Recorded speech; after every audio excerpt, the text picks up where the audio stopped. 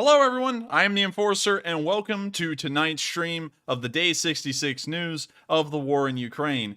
I have been working for 13 straight hours, and I will pump that up to 16 because I believe in making sure that this stuff is done. So I don't care how much time I have to spend, this news will be done. Speaking of which, a lot of y'all may be wondering, how in the world have I done 13 hours of work today? And that's because we went and filmed the upcoming video today. Once again, entirely from scratch, all over.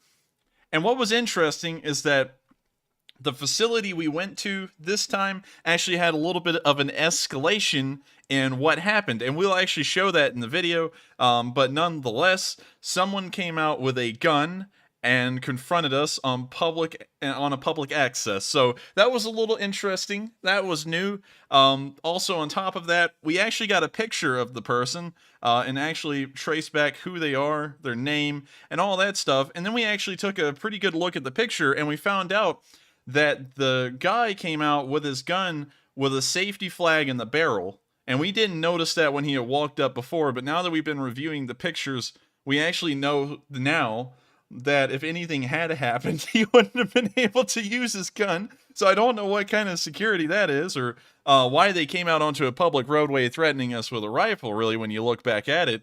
But still, y'all will see that in the video when it comes out, because that's going to be a little interesting, because you may know them as the federal agents who drive the white trucks, but now we actually found out that they're not federal agents. They're actually company thugs for the company we've been looking into. So with that, we're going to also talk about a couple of other things on about the streams in general.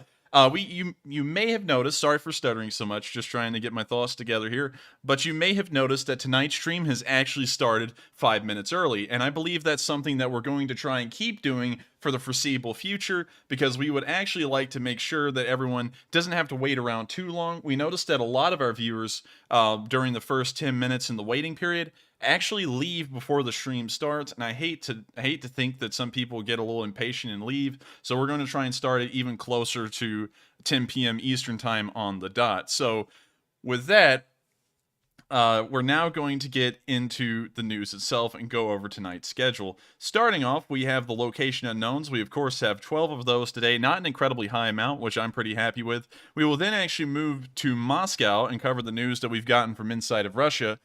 After that, we will then take 3 questions from the chat, and once we cover those questions, we'll then move on to the news in the southeastern front.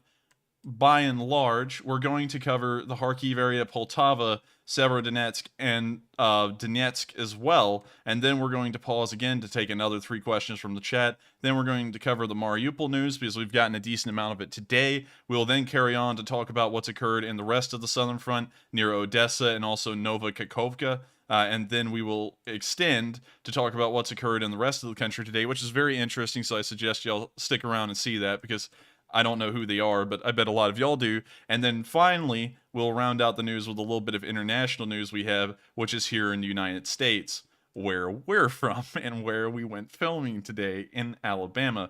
We actually went to Huntsville. If y'all saw the community post, a lot of people from the Huntsville area actually pointed out that we were on the steps of the courthouse there. And so hopefully y'all might be able to do a little bit of research and figure out what the video is about before it actually happens. I'm sure a lot of y'all do know I have dropped some stuff in the stream before, but I'm not going to hold this up for too long. We're now going to get straight into the news, starting off with the location unknowns. Starting off, we can see here in this video that a Ka-52 has been destroyed by a Stugna. This is once again the second helicopter that we've seen destroyed by a Stugna ATGM. We saw one quite a while ago. I wasn't able to confirm back then if it was an Mi-24, an Mi-28, or a Ka-52, but still, it was hit by a Stugna and destroyed. And we can see here today that that has once again happened, with this Stugna crew now claiming their own ground-to-air kill. So I guess you could say that the Stugna is starting to become a slightly efficient surface-to-air missile. So with that, here's the video. As you can see, the Ka-52 is hovering right there in the footage. I believe that the Stugna has already been fired at this point in the video. And we can now see the Stugna hit the front part of the helicopter around the cockpit, exploding and most likely killing the crew and taking the helicopter down with it. Yeah! So with that, you could of course hear them cheering and celebrating that they've taken out another Russian helicopter, and this is once again a hindrance in the Russians' air power. Also, this is starting to pose a large threat to Russian helicopters and will not allow them to operate as close to the front lines anymore, even in areas that are deficient in anti-air defense systems, because now we're starting to see Stugnas get used with relative efficiency in taking out helicopters themselves. So I'm not really sure if this is going to be something that we constantly see reoccurring over the next few weeks. Of course, it's been incredibly rare so far, with only 2 instances being recorded on video, but it is showing that the Stugnas actually do have a multi-purpose role in a way, although this weapon system is of course not intended to take out helicopters. With that, we're now going to move on to the next bit of location unknown news, where we can see a Ka-52 rocket attack, in usual fashion, but this time the footage comes from the Russian perspective. Of course, I have to mute the video because it does have copyrighted music, and so here it is. And I'm going to give a little explanation of what's going on. We can see the Ka-52 with the camera mounted looking back towards the cockpit. We can see some of the ATGMs that are mounted on board, and we can also see some of the unguided rockets. The helicopter is now tilting up at a somewhat extreme angle, and now firing its unguided rockets, which of course I've explained multiple times on stream, gives them a larger spread and helps them to go a farther range. But it also decreases the accuracy, so this is practically blanketing an entire small village with rocket fire instead of a pinpoint area where Ukrainian forces are. So of course, every time we see a video like this, it's another instance of some kind of war crime most likely occurring on the Russian side, because it's nearly inevitable with this kind of fire arc that they will hit civilians. So with that, I'm going to let the video continue. We can now see another bit of the footage. This appears to be the front-facing cockpit cam, and we can see there that it actually shows the avionics display as the missiles were fired, and now the helicopter is taking a sharp bank to the ground and now trying to get as low as possible to see if it can avoid the anti-air defense systems, if there are any. I haven't seen it popping chaff or flares right there, but still, it is the typical, I guess you could say, Russian doctrine to tilt the helicopters up at an extreme angle, fire the rockets so that way they can get the farthest amount of range, and then hit the deck and fly at nearly treetop level all the way back to their point of origin. So with that, we're now going to move on to the next bit of location unknown news, where we can see some jank stuff going on. But I've got to say, this is the kind of jank stuff where you're like, oh, we're entering the interesting times for Ukraine, because we've seen them doing a lot of improvisations recently. We've seen them mounting ATGMs to ATVs, and now they're taking this to an even larger extent, and they're now mounting rocket pods, which are usually mounted to a helicopter or an aircraft, and they're now mounting them onto an MTLB. So I'm going to let y'all see this video real quick. It's pretty much self-explanatory. The title explains what's going on in this video, and so I'm just going to let y'all see it in its entirety.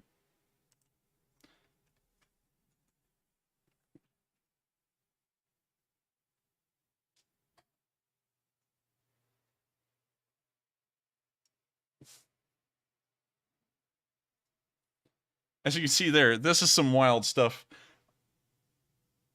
I believe I'm going to have to correct something here. I put down MTLB because that's what it said in the caption, but this actually does not look like an MTLB. An MTLB has a much lower profile, and also the wheelbase is not as long. So I'm thinking that this may actually be a different model of vehicle, but the improvisation that is put on top of this vehicle is still the same. It's nothing more than aircraft rocket pods that have been now mounted to the top of this armored personnel carrier, which you can probably agree is a pretty interesting addition, and hopefully it'll prove to be somewhat effective. So with that, we're now going to move on to the next bit of location unknown news, where we can see the Ukrainian Special Forces destroy a BMD-4. Let me make sure it doesn't have copyright music. It has copyrighted music. Sorry about that, y'all, so we're going to have to mute this video as well. But we can see here the BMD-4 right there. It is in the tree line. We can see some crew sitting on top of it. And we can see that this is clearly a Russian vehicle because it is marked with Z's. This is a picture of the BMD-4, and it also spells out the abbreviations for BMD-4 in the Cyrillic alphabet. So this actually says B, this is M, and then this is the pretty much Cyrillic letter for D. So that's just kind of giving you all an idea of what that says, just in case if some of y'all don't know. I did actually try and learn Russian at a point in my life. I tried to learn most languages. I even tried to learn Latin. And so I actually learned a lot about the Cyrillic alphabet. And you can actually use that knowledge pretty much to learn about other Cyrillic-based languages like Ukrainian, which is very interesting because they use a pretty much universal alphabet plus or minus a few extra letters here and there. So with that, there's what a BMD-4 looks like. We can now see here in the tree line, it looks like the Ukrainians are observing the armored personnel carrier. We can see it right there, I believe. We can actually see one moving in the background, and we can also see the BMD that we saw originally there in the tree line. We can now see the Ukrainian Special Forces loading up an ATGM. It looks like an in-law. And now they fired the in-law. It's now traveling towards the tank in the tree line, most likely. I don't believe they went for the moving target first, if I remember the video correctly.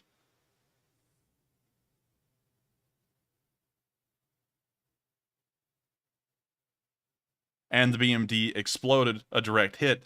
One thing that I did see in the comment section of one of my videos, I'm going to pause this here to explain this, is that someone said, how do we, because it was the short clip of the BMP-3s being destroyed, and I'm sorry that no short clips were uploaded today. But anyways, we're going to get back to the BMP video. Someone said, how do we know that the BMPs were destroyed? Couldn't that just be the explosive reactive armor detonating and nullifying the bomblet's, explosive capabilities? And the answer to that question is Russian armored personnel carriers don't have any form of explosive reactive armor. For those of you who may not know what explosive reactive armor is, explosive reactive armor is basically a concept where you take these armored blocks. Well, they're not really armored blocks. You take these explosive little blocks and you mount them onto a tank, and when a projectile hits them, they explode outwards towards where the projectile is coming from. And in theory, that is supposed to nullify the effects of the actual projectile being launched at the tank.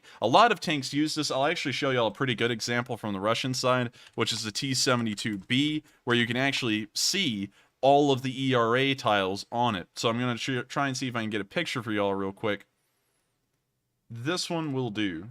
It's from a video game, but it still gets the point across. All these little tiles here that kind of look like shingles in a way are all ERA blocks, and if a projectile hits them, they explode, and the hope is that the explosion from these little blocks, because it's going the direction away from the tank, not inwards at the tank, it's going away from it, so it's heading towards where the projectile is coming from.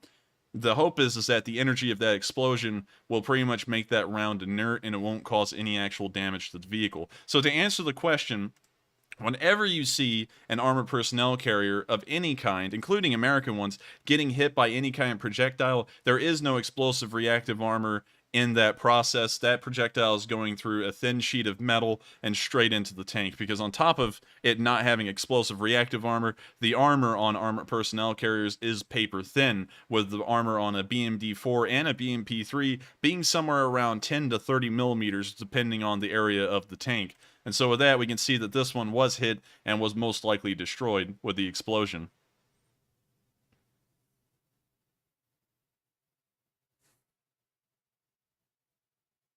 We can now see them observing it a little bit more. I think they're waiting to see if the tank will brew up or not. We know that it's probably suffered extensive damage to the point it's now having to be abandoned and is no longer usable. There's most likely been casualties incurred as well with the explosion. And, well, now we can actually see it brewing up. So now we can see the Special Forces team. We can actually see now the correction here. I need to make this correction very clear. They actually were not using an in-law. I only saw the back of the ATGM, and so the back of an in-law actually looks a lot similar to the back of a javelin, but now we can see that it's not an in-law, it's actually a javelin, which does tell us this. It's been 2 months and 1 week. A lot of people in the West have been saying that the Ukrainians have been running out of supplies for their Western weapons, most specifically the Javelin. Yet this video here shows that they have at least enough supplies of Javelin missiles to keep their Special Forces units operating them. So we can see here that the Special Forces unit has now launched another Javelin missile at the other Russian tank that's in the tree line. We're now waiting for the hit. I'm not exactly sure where it's going to go. I can't really see the other vehicle in the tree line yet.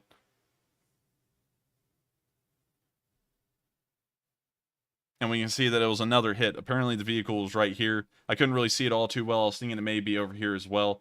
But we can see that that was also a direct hit. And we're going to see if that tank brews up as well. And it looks like the crew that's filming this is also waiting to see if there's a brew up. It looks like they may be going for a second hit there. Or maybe not. I'm not entirely sure. I think that was just a replay of the first hit. But still, we do know that one BMD-4 was completely knocked down, and the second one has most likely suffered some severe damage, if not a disabling hit. So we'll just, of course, have to keep up on that news if we can, and see if we can get any follow-up videos to show the amount of damage that's been caused by the anti-tank team. And with that, that is the end of that Location Unknown news. It is, of course, incredibly wonderful to know that the Ukrainians are defending their country through and through, and a lot of y'all may be wondering, and I'm going to touch on this now, why is the title saying Russian attack fails? A lot of people have been saying, like they've been saying for months, just give it a bit, the Ukrainians can't hold on much longer, and they're going to collapse, and the Russians are going to steamroll them. The thing is that we're already getting notions and kind of, I guess you could say, hidden messages in the way of the Russian military and how it's operating right now, showing that they're throwing everything they have at it right now, which you can't keep up forever, and that sooner rather than later, the Russians will no longer be able to keep up this offensive. I'm assuming that this offensive will only last for about another 2 weeks, and then they'll have to pretty much call the entire thing off, because there's no way that they can sustain the amount of losses they are right now and keep the amount of supplies flowing in that they have right now to try and keep this offensive going. And we even know that they can't supply their forces initially. And so increasing the amount of supplies that the military will need at a given time is just increasing the amount of deficiencies that will be present amongst all the combating units on the front. So in short, this offensive is going to falter in a very short amount of time. I'm very sure of that. I know a lot of people are going to go, you don't know, but I said that about the northern front as well, while many other people, military analysts, YouTubers, and so on, said that the Russians were going to get their stuff together, and they kept saying it day after day, even on the mainstream news like CNN and Fox. The Russians are going to get their stuff together, they're going to blow through the Ukrainian lines, and they're going to take Kyiv within the next 2 days. And it never happened. And it happened the way I said it would. And I don't look at some made-up pseudosciences. I just look at history. And I base my analysis off of what historically has happened in similar situations. And right now we're seeing that this offensive is petering out. And historically, when an offensive peters out and you don't even see any sort of progress over a week and a half, this is going to fall apart. In the modern war, to see no gains whatsoever from an offensive is defeat in its entirety. And so with that, we're now going to move on to the next bit of Location Unknown news, where we can see a Russian truck hit by an IED. This is, of course, incredibly rare footage as well, because we don't get a lot of indications that the Russians are actually getting attacked by IEDs. But in this video here, we actually have pretty clear evidence that the Ukrainians are starting to use IEDs. We can see here in the title that this was supposedly planted by the SBU. And if we pull up who the SBU is, which we will do really quickly, just for everyone who doesn't know, this is the Security Service of Ukraine. So this is kind of like, I guess you could say, the CIA in a way here in the United States, and kind of like they say here, the Ukrainian branch of the Soviet KGB. As we all know, back in Soviet Union times, Ukraine was kind of a puppet country within the Soviet Union, but still, this is pretty much its predecessor, and so it kind of holds the same distinguishment that the CIA holds here in the United States. So apparently, according to this title, they were the ones who planted the IED, and they were the ones who detonated it. Unfortunately, I can't tell what specific kind of truck this is. I'm kind of mixed in between it being a normal supply truck or a fuel tanker, but still, we can see that it was definitely hit by the IED right there and destroyed. Of course, incredibly good to see that the Ukrainians are still conducting large amounts of attacks on the Russian logistical forces, although we only saw one vehicle in that video. We do know that they've destroyed about a quarter of Russia's initial logistical forces, and so I'm sure that that is causing a massive headache and massive issues for the Russians to try and overcome this issue.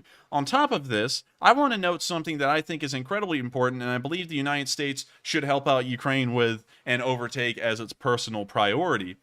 Ukraine and Zelensky, with much credit due to him, have been asking for heavy weapons, heavy artillery, and pretty much the like. If you could get the heavier and more heavy-hitting version of anything, Zelensky's asking for it. But one thing I haven't seen anyone asking for in Ukraine, and I haven't seen a lot of mention of, is logistics and trucks. I think that trucks, of course, as all of y'all know, y'all have been around for a long time, I think that trucks are the most important aspect of a war. If you cannot supply that heavy artillery with shells, if you cannot supply the tanks with bullets and shells as well, and you cannot supply the infantry with the basic necessities to keep life going, along with some extra luxuries to keep up morale, along with the ammo, equipment, and such, the war will be lost. And so I believe that the United States should start to focus heavily on sending the Ukrainians our logistical vehicles, considering that they're very easy for us to produce.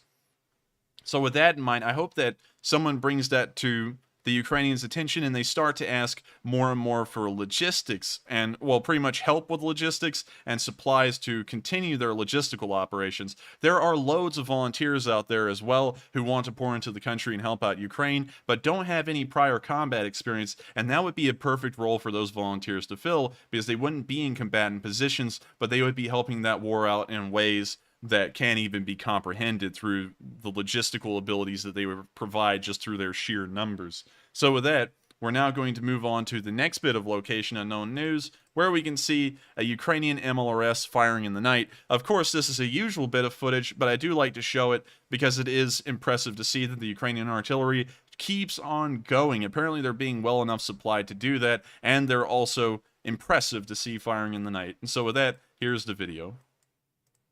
I'm going to put it all the way back at the start.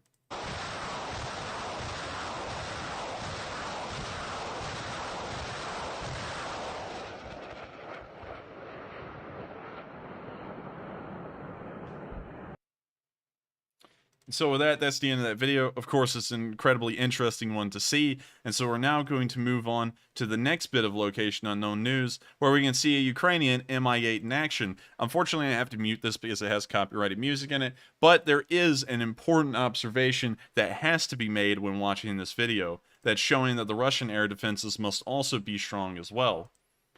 We can see here that this Ukrainian Mi-8 was flying round treetop level, much like a normal Russian helicopter, and then it tilts up into a high angle of attack and fires its rockets. We can now see it trying to hit the deck as fast as possible, and we can also see it popping flares. What does this suggest? This suggests that the Russian air defenses in that area must be incredibly strong, much like the Ukrainians, and so the Ukrainian helicopter forces are also having to adopt the same tactics that the Russians are. Of course, we don't know what this helicopter is aiming at. I'm very certain that the Ukrainians would not be doing this towards a population center like the Russians do, but it's still something interesting to note that the Ukrainians are also trying to conserve their helicopter forces and aren't flying as brazenly as one would assume, and so it's giving us the good picture that Russian air defenses must also be decently strong, and so the Ukrainians are having to adopt similar tactics in certain areas of the front. Also, another counter, because you can see that's literally treetop level right there, also nice Ukrainian paint job on it. Another counter to that is that I believe that's actually just the direction that modern war has gone in, and we've wound up seeing helicopters flying at treetop level. We know that most US helicopters that have been upgraded to the most modern standards actually have the ability to fire below treetop level, and we also know that the Hellfire missile, which is used by Apache attack helicopters, actually shoots upwards up into the air instead of flying in a straight line, and I believe that was to be more conducive to this low altitude kind of helicopter usage that we're starting to see much more prevalent in these modern wars like this one in Ukraine.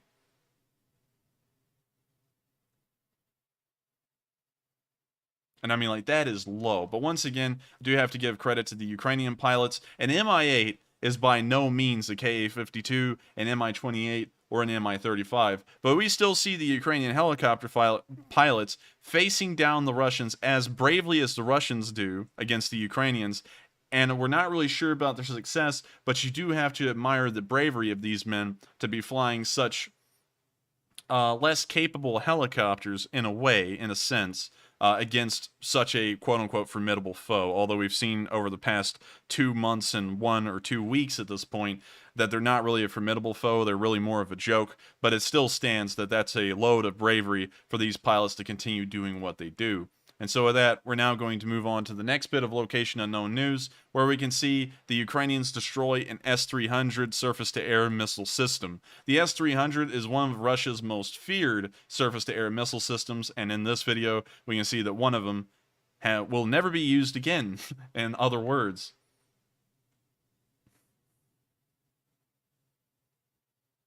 It's incredible to know. I don't know why this S-300 was so close to the front. We know that S-300s actually have an incredibly long range of at least 100 miles or more, I believe, off the top of my head. And so I don't know how it's being filmed. Maybe it's being filmed by a civilian who found it. But regardless, this is, of course, good information to hear. This lets us know that the S-300s are able to be attacked, although we're not really sure how this one was attacked. Was it attacked via artillery, or was it attacked by a drone strike? If it was attacked by a drone strike, that lets us know that the S-300s may have a bit of a flaw in their detection network, and that's that they might not be able to pick up drones as well as they are able to pick up conventional aircraft. But then again, that's entirely a rough assumption, and that's going off of this was attacked by a drone. So I'm not going to go too much into assumptions. We don't really have enough information to know how this was destroyed. Wait a minute.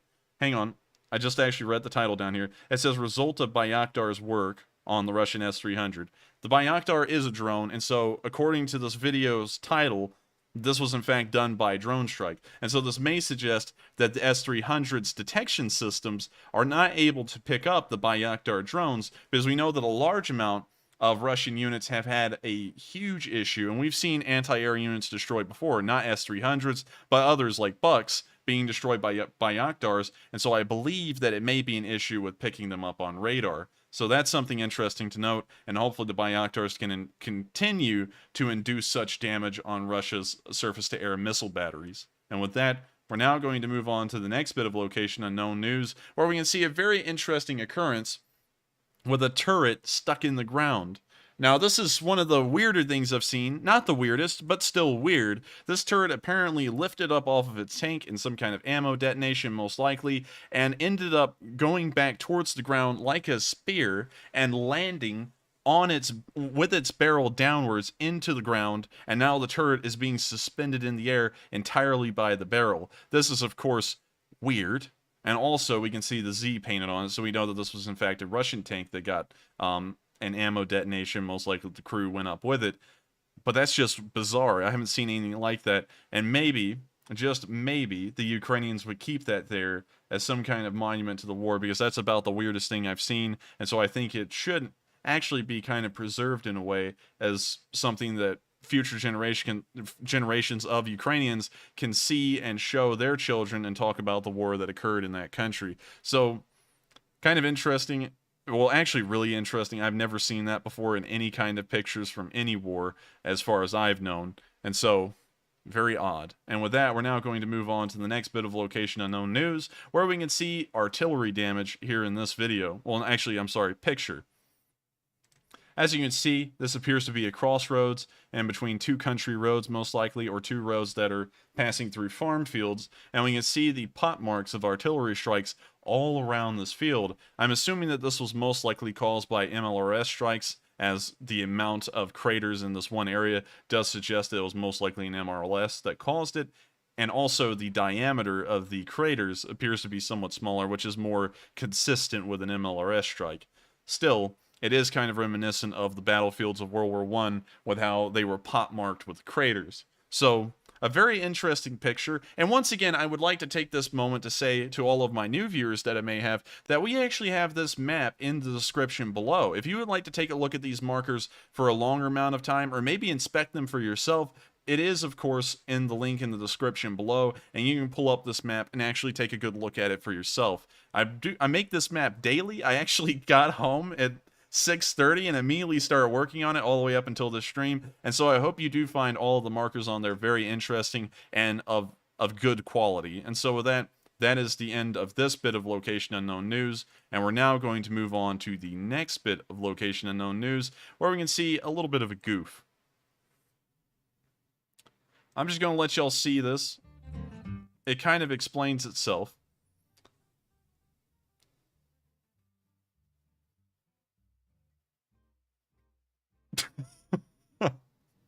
Oh my god. Alright. So now that y'all have seen it, let's explain what happened. So these are Russian tanks. This tank is being moved through a village by a truck. This is a common way to move tanks around because actually driving them is a nightmare because they're gas guzzlers and also they're incredibly heavy. So sometimes the roads can't actually pretty much bear the weight of the treads on them, and so they can actually rip up the road in a way. And so it's normal to carry them by truck. But the truck driver, whoever this truck driver is, who he's most likely a Russian, decided to take this turn incredibly fast, and this tank apparently wasn't fastened down properly to the trailer, and so we just saw it slide off right here. Look at that. Oh my god. And then it just flips over. And so they're now going to have to get a recovery vehicle to flip that tank back over and try and get it back into usable condition. I'm sure that the turret and its mechanisms have been damaged now that the tank is flipped. So you can get a pretty good concept right there. That's once again another goof. And you can also see the Z painted on this truck that clearly shows that it has been a Russian commandeered vehicle and it was being used to transport a Russian tank. So just gotta say, another clown moment for the Russians. We've seen a million of these. We've seen them running their own units into the sides of bridges. We've seen a million different things, and this is just another example of Russian incompetence at its finest, caught on video and sent out for the whole entire world to see. So if that doesn't let you know how incompetent the Russians are, is that they can't even guesstimate how fast they should take a turn with a 50-ton tank strapped to a trailer, I don't think anything will. So with that, we're now going to move on to the last bit of Location Unknown news, where today we have gotten another report of Russian losses. So let's go through the figures. So according to the caption, this is of course in Ukrainian, I believe, and so if you would like to go take a better look at this and you can read Ukrainian, remember that the link to this map is in the description below. Also, if you would like to join our Discord, which is a very large community of people who are interested in the news and also huge fans of this channel, make sure to click the invite in the description as well, and you'll be taken to the Discord. Once you pass the verification process, you'll get access to everything in the server. So with that, let's go over the amount of infantry losses that we've seen today for the Russians. According to the Ukraine Ministry of Internal Affairs, the Russian Federation has lost 26,376 soldiers. That means that they have now lost an additional nearly 5,000 soldiers during this offensive alone, which is probably the highest amount of losses that they've taken over such a short amount of time, and I do not believe that they'll be able to take these kinds of losses for much longer. We can also see that apparently private military companies have made up a somewhat decent chunk of the Russian manpower in the area, and we can see that they have lost 7,869. In total, both the Russian Federation and the private military contractors that they are using have lost 34,245 soldiers.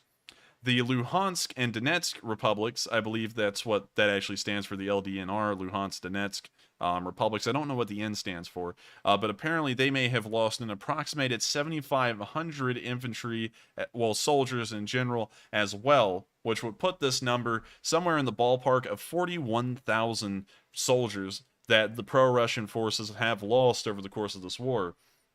To put this into perspective, when actually divided over the amount of days that this war has gone on, the Russians are losing more soldiers per day than Britain lost on average every day in World War II. And that gives you an idea of how colossal the losses are currently for the Russians, because considering that the British were fighting for from 1939 to 1945 in World War II and only managed to lose around 300 soldiers per day, and the Russians are managing to lose around 430, 450 soldiers per day, gives you an incredibly good idea that the Russians are doing an awful job at this.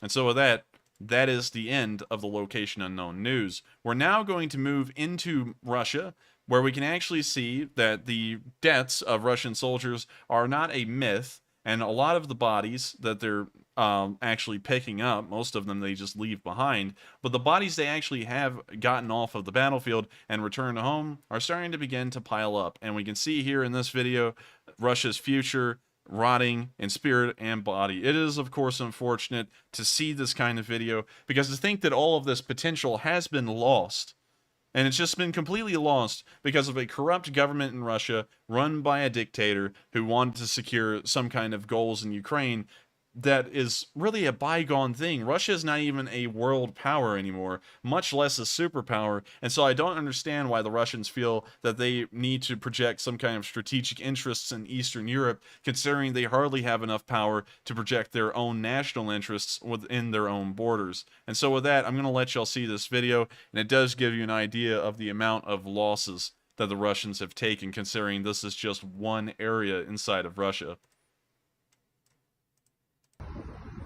And we can see here all of the graves of these Russian soldiers lined up row after row, flowers and bouquets draped across them, and it just gives you an idea of how many losses the Russians have taken. This is just one graveyard, and this thing looks brand new. It looks like they just made it for these Russian losses alone. And you gotta think, this is just one village.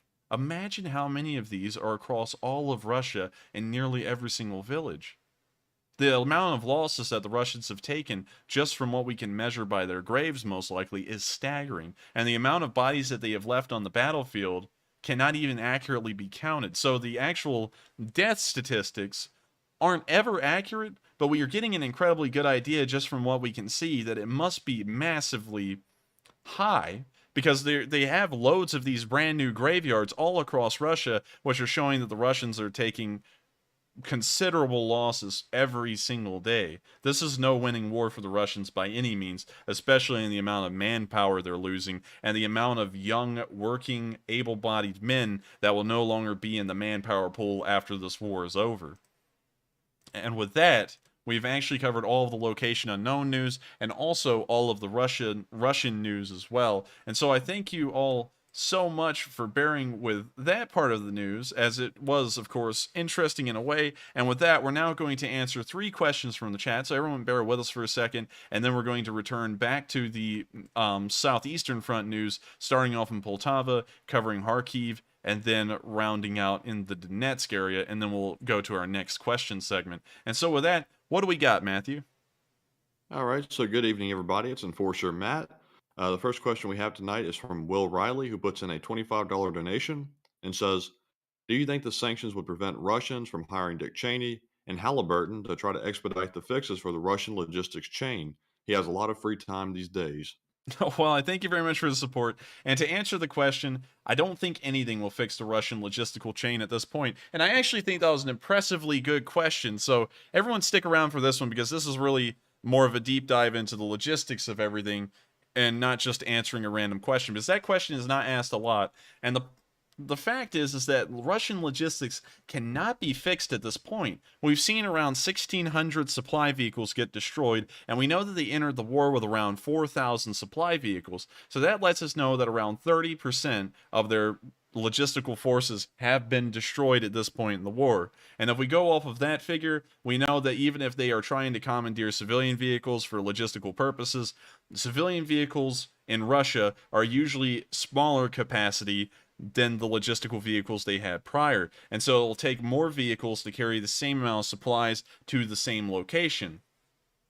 When thinking about that, that means you're going to have more drivers for these vehicles. And where do you get those drivers? You have to pull them from the Russian army, and most specifically from the logistical units.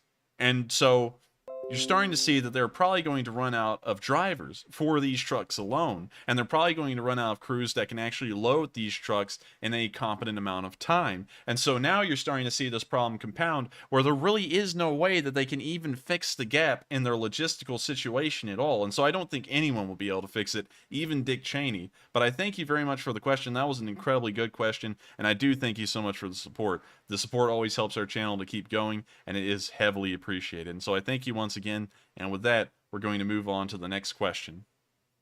And up next, we have a $22 donation from Anders Olson, who says, I'm starting to despair. The madman logic has endless military resources like the past, not caring about the loss of lives. So if stopped, the stakes will be higher and higher. Could you read that one off to me again? Because I don't really think I understood it. Yeah, they said, I'm starting to despair. The madman logic has endless military resources like the past, not caring about the loss of lives. So if not stopped, the stakes will be higher and higher. I think I can agree with that statement. Unfortunately, for some reason, I'm not really following it all too well, but I can agree with that statement to a point. If you're talking about the madman logic of Putin and how he's just pretty much throwing resources at this war that are being lost constantly and there's really no gain coming out of it, yes, I can entirely agree with that. And it just doesn't make any strategic sense anymore. They have not managed to regroup their logistical forces or their combatant forces whatsoever. And we haven't actually seen any changes in their doctrine or strategies during the course of this war. We haven't seen them start to change their strategies to account for the heavy usage of drones on the Ukrainian side. We haven't seen them account for the poor weather that they started this war in, such as the Rasputitsa. And we just see them not thinking about anything. And so at some point, this almost seems like it's a deliberate stupidity on the part of the Russians that they're consistently ignoring the failures of their own military and they're just pushing through with doing the exact same thing in a different area of the country. And so, if you're talking about it in that regard, I can entirely agree, and it just doesn't make any sense anymore, this madman philosophy that the Russians have been operating off of. So I thank you very much for the support, and I hope that does answer the question. And with that, we're going to move on to the last question of this segment, and then we're going to continue on with the news starting in Poltava. And up next, we have a $20 donation from Chris Mack, who says, thank you, Matt and Enforcer, for all your hard work. And Chris, before the Enforcer adds his 2 bits, thank you very much for the compliment and thank you for your support of the channel.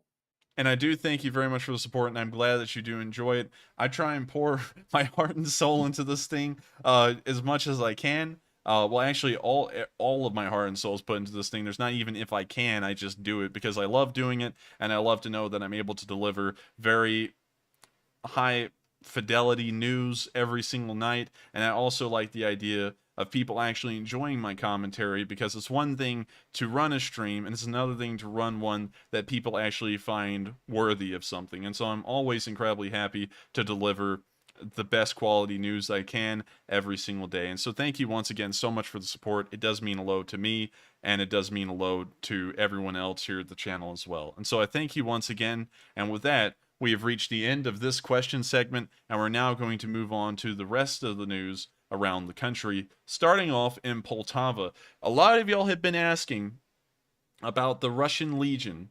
The Russian Legion, for those of you who may not know and may not be privy to the knowledge, is a group of Russian citizens who've taken it upon themselves to stand against the Russian government, and in doing so, they have sided with the Ukrainians and are taking up arms to defend the Ukrainian country.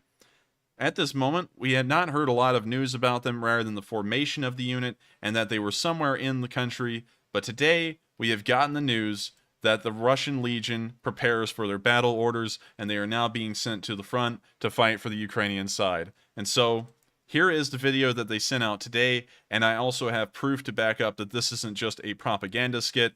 This is actually what's happening as of right now. So I'm going to unmute this real quick, and I'm going to play it for y'all. Внимание, бойцы! Мы выдвигаемся в район боевых действий на востоке Украины. Оружие при себе, патрон в патроннике на предохранителе. В случае контакта... I'm going to mute this real quick, sadly, because the copyright music starts kicking in strong here. But we can now see the Russian Legion loading up onto the bus, and they're now being ready, getting ready to be sent out to the front. As we can see, they're wearing Ukrainian camo, but they are wearing the very symbolic Russian flag. Some of y'all may be saying, this is not the normal Russian flag. It does not have the red stripe at the bottom. And you're correct. It does not have the red stripe that the normal Russian flag has. And here's the explanation why, as far as I've been able to find on the internet. The red stripe has now become a white stripe on this flag because the red stripe, according to the symbology of their flag represented the blood that the Russians have shed against innocent people in innocent countries, much like Ukraine. And so what they have done is that they've cleaned the blood streak off of the flag, and now the white stripe below it that was supposed to be there is now present, and we can see them now fighting against the Russians to try and make sure that the Russians will no longer spill any more innocent blood. And so with that, we can actually see that this wasn't just a video to hype everyone up and make them think that the Russian Legion was actually being used. Today in the city of Poltava, we saw the Russian Legion with flags adorning their trucks, passing through the city, most likely towards the Kharkiv front. And so I'm going to show you all this video on Twitter, because it will actually show full screen there. And so we can see the trucks passing by with the flag of the Russian Legion.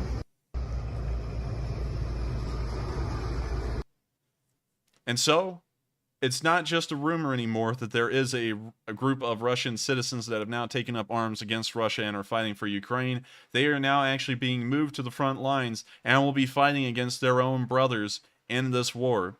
And so that tells you a lot about where these people stand, and you have to give them a load of credit that they are willing to most likely face execution by the Russians to stand up for what they believe in and fight for the right cause. And so I wish them the best of luck, of course, and I hope that they do incredibly well on the front lines near Kharkiv, because we've once again gotten more good news from there today, and hopefully the Russian Legion will help to continue on that good news and make sure that it doesn't stop coming.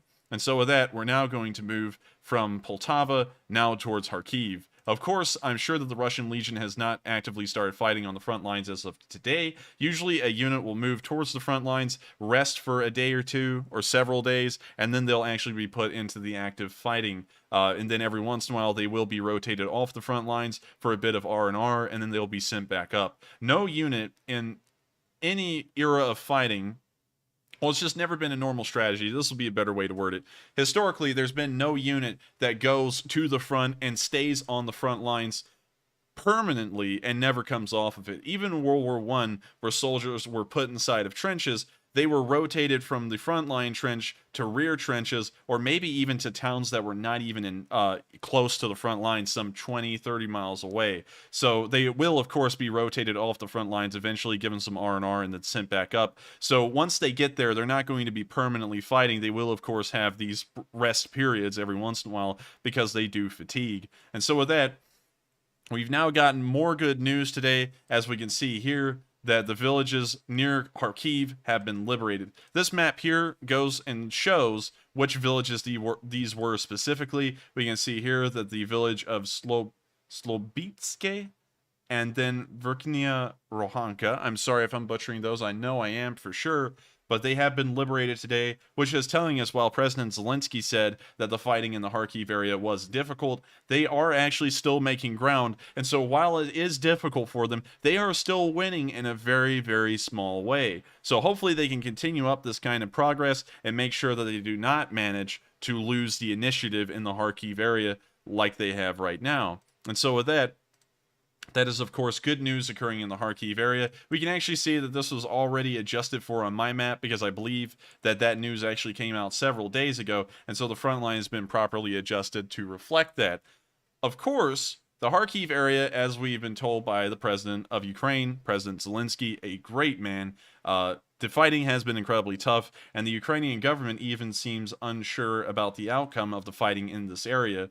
Regardless, we can still see the Ukrainians winning in a small degree, capturing 2 villages today, which shows that while the fighting is tough, they are still managing to have the upper hand in that area. Hopefully, the Lend-Lease that the United States has provided will give these Ukrainian units even more supplies and more competent weapons to work with, and will hopefully help them to push the Russians back at an even faster pace from the Kharkiv area. We're now going to move further on down the front lines and start talking about this one area in particular, which I kind of call the Izium pocket. Well, the Izium bulge would be a more correct term. It's not really a pocket, it's more of a bulge. But the Izium pocket has not had any developments over the past day. We don't really know why, but we haven't gotten any news from there, and so I'm believing that the front line in that area has stagnated, although we know that large artillery battles did occur near Izium, where a large amount of Russian armor was knocked out, and there apparently was a sizable battle on the ground in the fields outside of the city of Izium.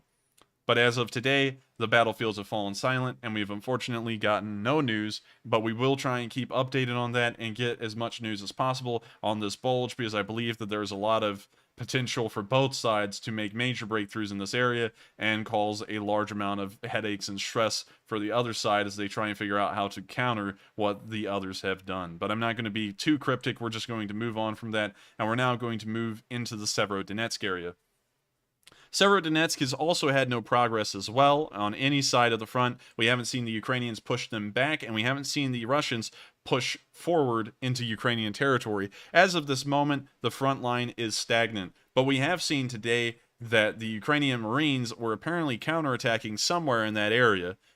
And I'll show you all this footage real quick. Hopefully it doesn't have copyright music. I didn't make a note of it, so I'm not sure. It has copyrighted music. So I'm just going to play the video. As we can see here, the Marines are advancing down the road, following a tank. I'm not exactly sure what kind. Kind of looks like it may be a T-64 or a T-80, but I can't really tell all too well. We can now see them probably in a firefight. Unfortunately, it's got copyrighted music. Sorry about that again, y'all. But we can now see the Ukrainians engaging enemy forces, perhaps. Actually, it still looks like they're advancing. Now we can see them getting down on the ground in the prone position, and it looks like they're now engaging in a firefight. We now see that the tank over to the right side of the screen has now engaged the Russian units. We can also see this machine gunner firing. Sorry for the little 3D bouncing effect that's going on here. People keep on butchering the war footage that I'm trying to find with music and also weird effects. I wish we could just see it for what it is, but for some reason people are doing this. So I'm sorry about that, but I'm going to continue the video now. We can see that this Ukrainian soldier is firing back at the Russians, and we can see that he's actually pretty well equipped. We can actually see that he has some kind of a reflex sight on top of his gun, which is, of course, a upgrade from iron sights, and we can also see that he has a suppressor / silencer on it, which I'm of course a big fan of. It doesn't completely deafen the noise. I have fired suppressed guns before, and you can obviously still hear them, but it's much more tolerable to the ears, and considering that most of these soldiers are probably not wearing any kind of hearing protection, I'm sure that's helping them out with not getting tinnitus as badly as they would have otherwise.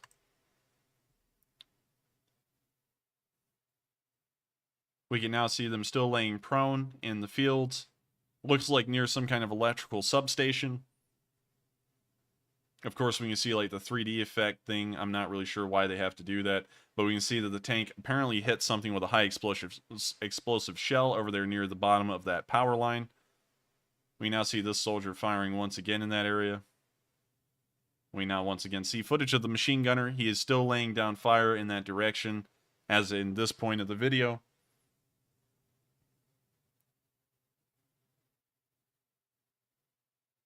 We can see that they're still at the power substation at this moment. We can actually see him. I'm not really sure what he was doing, but it looked like he was actually trying to screw the suppressor further on or off. I wasn't really sure, though. We couldn't really tell. The suppressor is, of course, still on his rifle.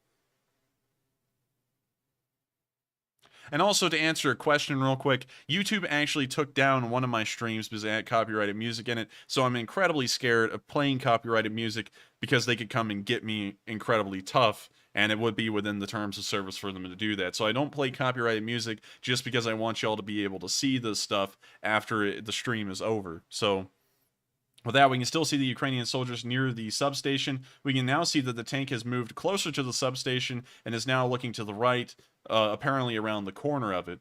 We can now see the soldiers getting up and running onto the road and across it into what looks like some destroyed houses on the other side.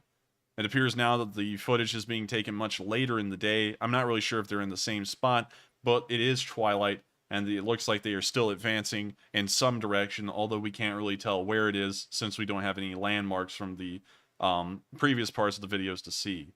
A large explosion did rock the screen, however, and we can see that a small fire is apparently burning from behind this Ukrainian soldier as he's running in the other direction. We're not really sure what that was, unfortunately, but I am assuming that it may have been a vehicle exploding or some kind of artillery barrage if it was one of those two. And so with that, that's the end of that video. A very weird little ending card there. Don't know what's up with that. But anyways, that is the end of that video. And we can, of course, see the Ukrainian Marines doing their damnedest to make sure that they're able to push the Russians back as best as possible. And so while we haven't seen any sizable progress to actually make any kind of frontline changes around the Severodonetsk Lysychansk area, we do know that the Ukrainian Marines are pushing the Russians back in at least one area. And hopefully we can get some good news here soon, saying that they had maybe pushed the Russians back far enough that they've managed to recapture a village.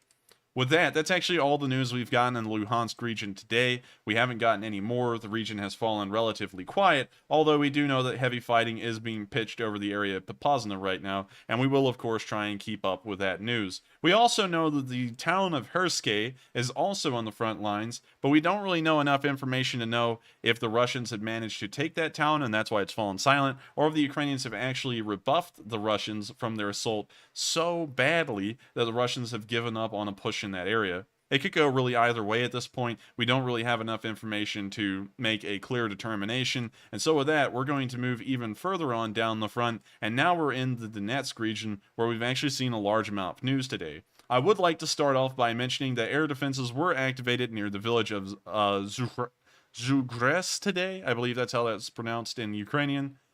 And we can see here that the Donetsk Republic's anti-air defense systems apparently detonated an explosive, most likely a ballistic missile, that was flying over the area.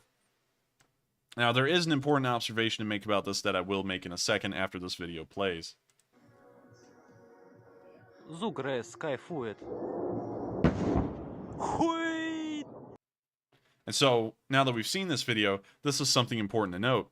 This ballistic missile apparently flew over Orlivka, Donetsk, or Makivka to reach that far and then activate the air defenses. This lets us know that the air defenses in this area against ballistic missiles must be incredibly weak for it to fly over such a populated area and not elicit any response nearly immediately, and for it to finally be intercepted over Zugres, some 30 miles from the front, and around, I believe, 20 miles from Makivka, and some 30 miles from Orlivka.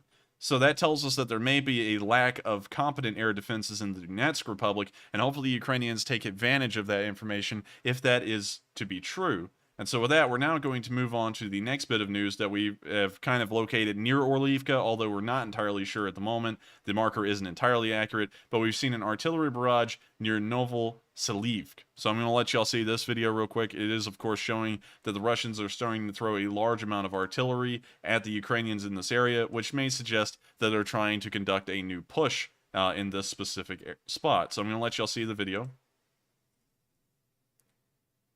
As we can see here, down at the end of the village, we can see that some explosion has occurred.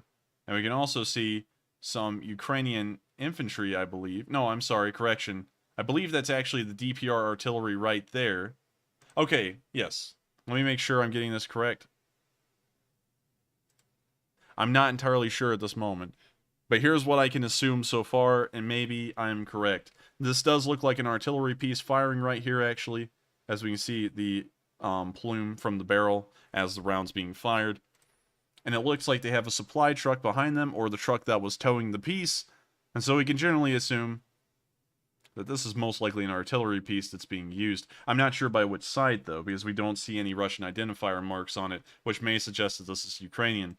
We can then see artillery shells exploding around this vehicle and its artillery piece, and we can actually see one explosion hit dead on. I'm not really sure if the crew had abandoned the piece and the vehicle at that point, but we can now see artillery raining down on that specific location.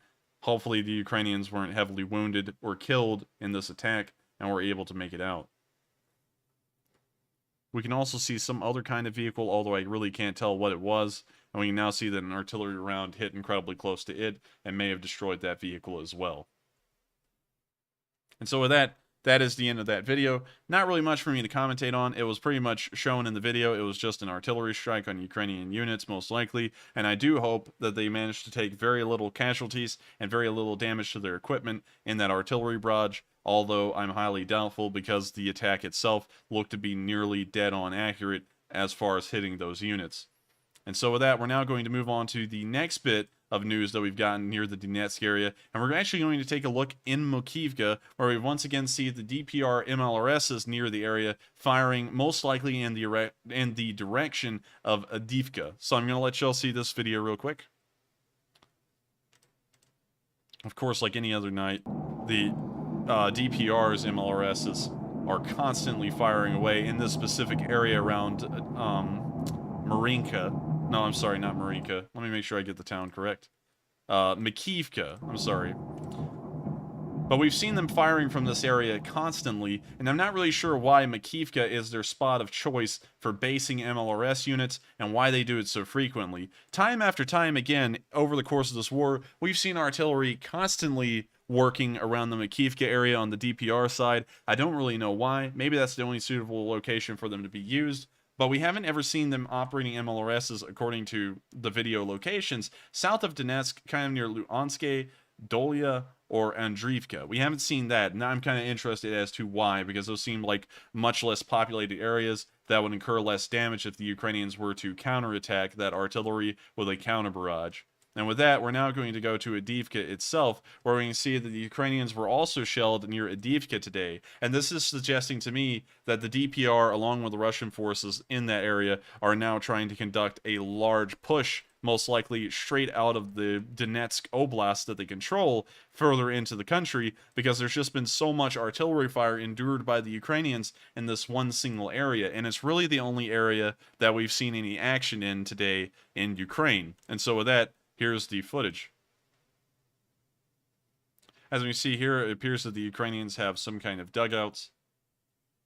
And it appears that they're trying to conduct some kind of maintenance right there on it. I'm not really sure what, but unfortunately, it looks like an artillery shell landed straight into that large foxhole and may have wounded or killed all of its occupants. I hope not. Of course, I am pro-Ukrainian and I hate to see Ukrainian losses, but this video does show that the Ukrainians have been taking losses in that area, and hopefully it's not too severe and the Ukrainians can hold the line in that region, although we're not entirely sure at this moment, and so we will wait with bated breath to see what the outcome in this region is. And so with that, we're now going to move further down, more towards Donetsk city itself, where we've seen the DPR using grenade launchers as mortars and firing them at the Ukrainians. Here we can see them being used in mass and fired in large bursts at the Ukrainians, which I believe would suggest that they have dialed in the fire on these grenade launchers, and they are now starting to fire in mass to cause the largest amount of spread, and in turn, the largest amount of damage they can on the Ukrainian units. Hopefully, their aim was inaccurate, but I'm not entirely sure. And so that's the end of the video. Not really much to see there, but it does show that they are using grenade launchers much like mortars, which has been a common tactic on both sides ever since the beginning of the Donbass conflict in 2014. But with that, we're now going to move on to the last bit of news in the Donetsk region, where we can see near Marinka that an enemy drone was shot down. We can see that this drone apparently belonged to the Russian Ministry of Emergency Situations and was shot down by Ukrainian forces in the Donetsk region. Of course, it looks like an Orlan 10, and we know that the Orlan 10s are some of the most backwards drones. They seem modern, but when you actually take them apart, they are one of the most backwards Kerbal Space Program level equipment that you could find anywhere around.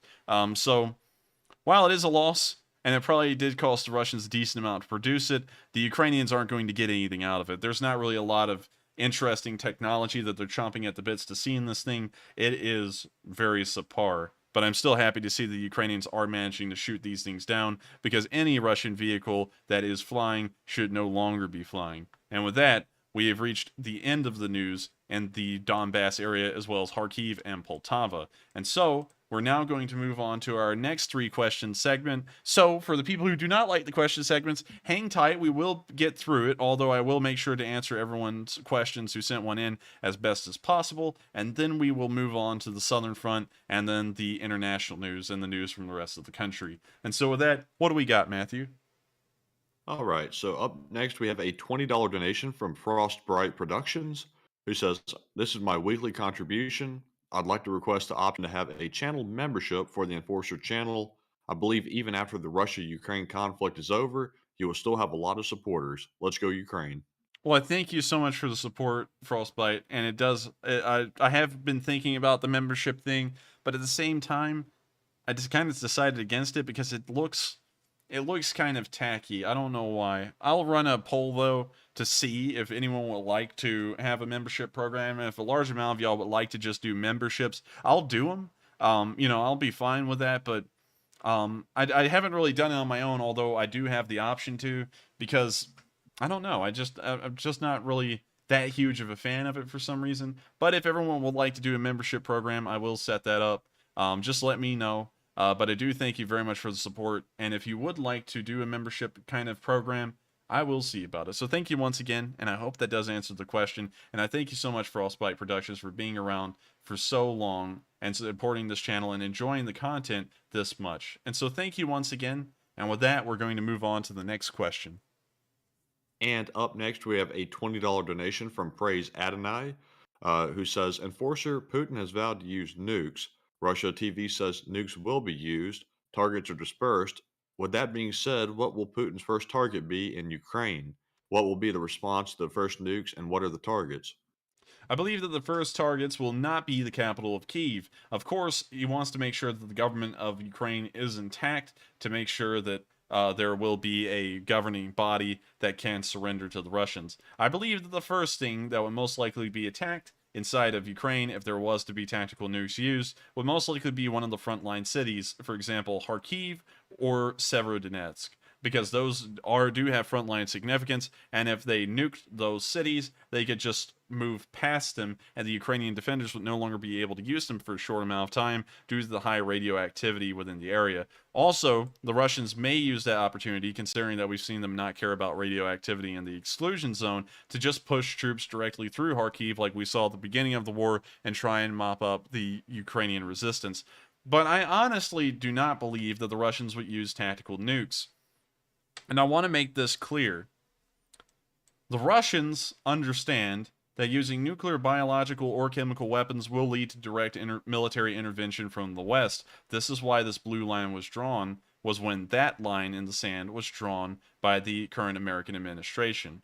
So we know that according to the guarantee that the United States and the rest of the Western countries have given, if the Russians were to use a tactical nuke, that would pretty much lead to an all-out war in between the Eastern countries and the Western countries. So I do not believe that Putin, for a minute, is stupid enough to do something that suicidal for the Russians, because even Putin has plainly said for many years at this point, that the Russian army stands no chance against any Western army. Western armies are far more competent, have higher funding, and are better trained. And so there's no way that the Russians could stand up against the West in a conventional war, and that means that this would result in mutually assured destruction, because they would have to rely entirely on their nuclear arsenal to make sure that the country didn't get overrun. And then in turn, Western countries would of course fire their weapons at the Russians to destroy them equally. And so with that, I hope that answers the question, at least what I think about it. And kind of like what my opinion stands and the actual situation revolving around that. Because while it is a very scary idea that Russia could use tactical nukes in Ukraine, there's a lot of implications involved there that would lead to them probably not using them. But I do thank you very much for the question. I hope that does answer it. And with that, we're going to move on to the next one. And up next, I want to recognize a $20 donation from Paul. Thank you very much for your donation to the channel. We appreciate it very much. And up next, we have a $20 donation from Humbled Potato, who says Ukraine Defense Secretary said that there were hints that Putin may declare war on Ukraine on May 9th, allowing mobilization of people and economy by Russia to deploy and spend more on weapons and heavier armaments. Keep up the awesome work, and Slava Ukraine. I thank you very much for the support, and I have heard about those rumors. The thing is, though, is that they are rumors, and I do not believe that it would make a lot of sense for the Russians to be able to ramp up their production then, considering that the war is going so poorly now, and it has been for quite some while, 2 months or in a week at this point, nearly. And so, with that in mind, why wouldn't they just do it now, or have done it earlier, so that way they could start getting the Russian war machine going? And on top of that, the Russian war machine is not even able to go at full strength anymore, because they've had to shut down most of the the tractor factories, I guess you could call them, in Russia, that were upgrading and modifying older Russian main battle tanks, because they no longer had the supplies nor the ability to upgrade these vehicles because they were lacking the basic essentials to do that, which they imported from Western countries and other countries that have currently sanctioned them. For example, Taiwan produced most of the CPUs that went into Russia's ballistic and cruise missiles, and now that Taiwan has sanctioned them to the point that the import of those CPUs are no longer possible, the Russians are no longer able to produce any more new ballistic and cruise missiles because they lack the ability to create that technology for themselves. And so that kind of extends into the rest of the Russian industrial war machine. And so I believe that if they were to do something like that, the actual effects of an official declaration of war and transferring Russia's economy into a war economy would be incredibly small, considering that the sanctions have pretty much hindered most of their industrial capacity at this point. But I do thank you for the question, and I hope that does answer it. And with that, we have now reached the end of this question segment. We will, of course, answer everyone's super chats at the end of this, at the end of the show once we cover all of the news. And I do thank everyone so much for the support that y'all have given. And remember, any bit of support y'all give does help us to continue to run this channel. And if you would like to support the channel and also get something out of it, we do have a merch store, and all of your purchases, any amount, 10% of it will go to Ukraine. So if you buy a oh, well, that's getting too much into it, and I forgot the actual numbers anyways. But 10% of all of our profits will go to supporting Ukrainian charity from the merch store. And so with that, thank you all for the support once again. And we're now going to move on to the news in Mariupol, the news in the rest of the southern front, around the rest of the country, and finally abroad. Starting off in Mariupol today, we've actually gotten a decent amount of news, and so we're going to start off with a picture from the Azovstal to show y'all where the Azov defenders are still holding out.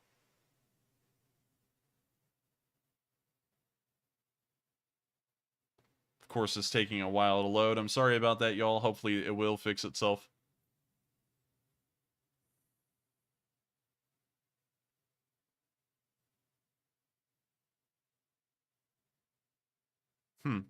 It doesn't look like it's fixing itself. There we go. Here's the Azovstal as of today. This is what it looks like. It suffered a decent amount of damage, and on top of that, it's not really a hospitable place to begin with, and now you can see that it's definitely not. We know that most of the defenders and the survivors of Mariupol that are currently hiding in the Azovstal are hiding in the nuclear bunkers directly below the plant. So they're not actually living in the squalor of the plant above. They're living in a slightly better off bunker below ground. Hopefully these citizens can be evacuated, and we did get a report from the deputy commander of the Azov regiment today, and I'll just let y'all see that for yourselves. He states what's going on there better than I can. So here's the video. Слава Україні! Доповідаю суспільству щодо процесу евакуації цивільних та поранених військовослужбовців з території заводу «Азовсталь». Цілу ніч по території заводу працювала ствольна ворожа артилерія, яка спричинила нові завали, нові руйнування. Режим тишини, який повинен... Okay, so this thing is turned into a slideshow. Very nice. I don't know why. I think it's because I may have a lot of stuff running. I don't really know. Someone suggested that that may be one of the problems. We're going to click refresh, though. We're going to see if we can get the video running. All right, so I'm going to try it again. I'm sure it's going to go slideshow mode. Доповідаю суспільству щодо процесу евакуації цивільних та поранених військовослужбовців з території заводу «Азовсталь». Цілу ніч по території заводу працювала ствольна ворожа артилерія, яка спричинила нові завали, нові руйнування. Режим тишини, який повинен був розпочатися в 6:00, розпочався лише в 11 годині. І так, це правда, станом на зараз обидві сторони дотримуються режиму тишини. З 6 ранку ми чекали на приїзд евакуаційної колони, яка приїхала лише 18:25. Станом на 19:40 ми передали в домовлене місце 20 цивільних, яких вдалося визволити з-під завалів. Це жінки та діти. І ми надіємося, що ті люди поїдуть в напрямку домовленому, а саме Запоріжжя, на підконтрольну Україні території. Станом на зараз проводиться далі спеціальна рятувальна операція силами військовослужбовців полку Азов, де ми з-під завалів тросами дістаємо цивільних людей. Це жінки, літні люди, це жінки та діти. І ми надіємося, що цей процес буде далі продовжено та нам вдасться евакуювати всіх цивільних. Щодо поранених, це люди, які потребують необхідної медичної допомоги, але нам невідомо, чому саме їх не забирають, та про них зовсім не йде мова щодо їхньої евакуації на підконтрольну Україні територію.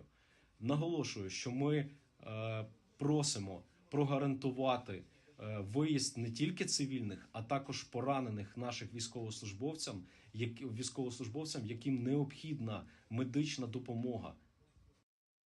And so with that, at the end of that speech, we can get the general idea that the deputy commander of the Azov regiment is hoping that the civilians can be evacuated through the humanitarian corridors that have been tried and failed multiple times due to the Russians not holding up their end of the agreement and firing on the humanitarian convoys that try to reach the Ukrainians that are held up inside of the city. Of course, the deputy commander is showing a high amount of care and respect for his fellow civilians and is trying to get them out of there as fast and reasonably as possible. Unfortunately, that has not occurred yet, but hopefully it will soon, considering that the conditions in the Azovstal are not as bad as throughout the rest of the city, at least within the bunkers, but it is still not ideal, and it's certainly not something that people should live in for an extended period of time. Now moving on to the perimeter outside of the Azovstal, we can see that small amounts of action is still being conducted by the pro-Russian forces that are still inside of the city surrounding the Azovstal. Here we can see a Russian tank firing into a building in Mariupol today. We're not really sure exactly why. It does not appear to be attached to the Azovstal or near it whatsoever. But I'm going to show you all this video because it does show a Russian tank firing directly into a building at point-blank range, as you can see here.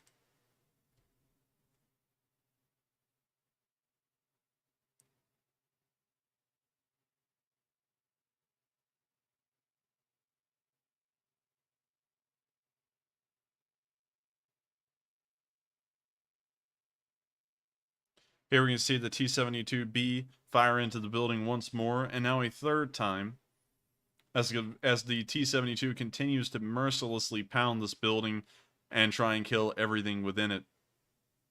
We can now see it firing again for the fourth time.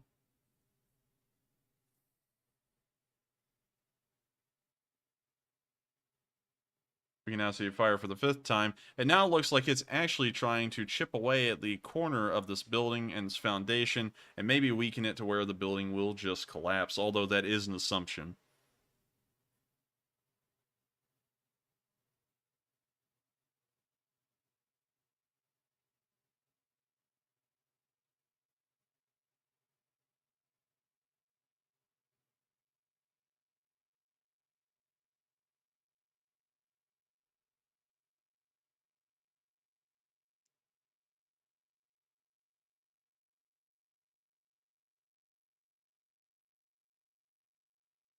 We can now see it fire into the building again, and we can see that this tank has never stopped firing once it has started. Sorry, correction there. And we can see that it's firing into the building to such a high rate and causing so much damage that this entire half of the wall on this one side of the building has completely caved in due to the amount of damage that the tank has caused.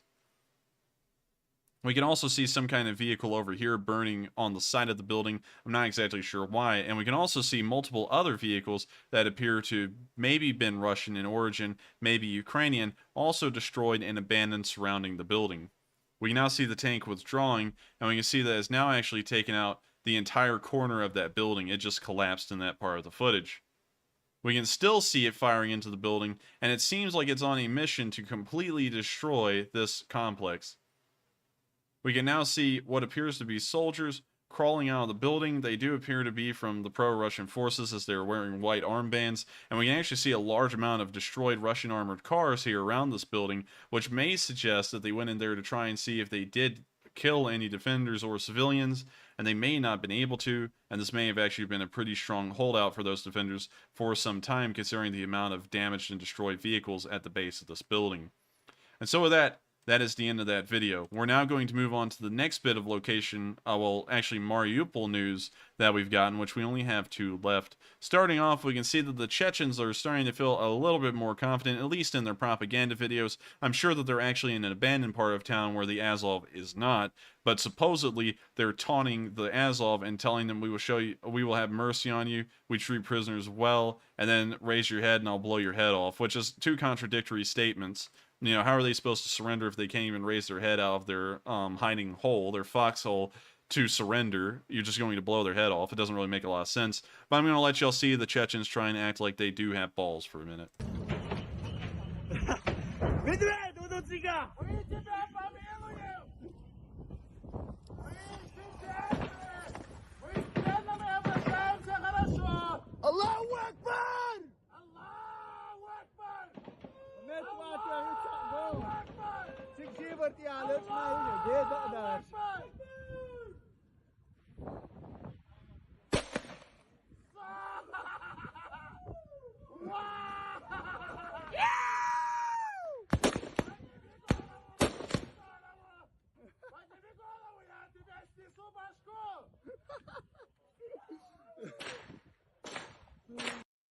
We can see that the TikTok battalion is now acting very emboldened now that there's a ceasefire in place, and they're now acting like they've been the tough guys all along.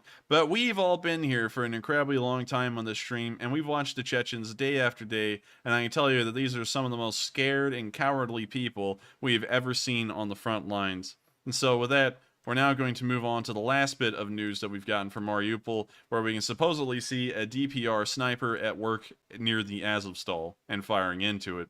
What's interesting to me, though, is that usually snipers pick a spot that isn't as obvious as a window. Usually they try and go for a hole in the building and they're really far back in the room.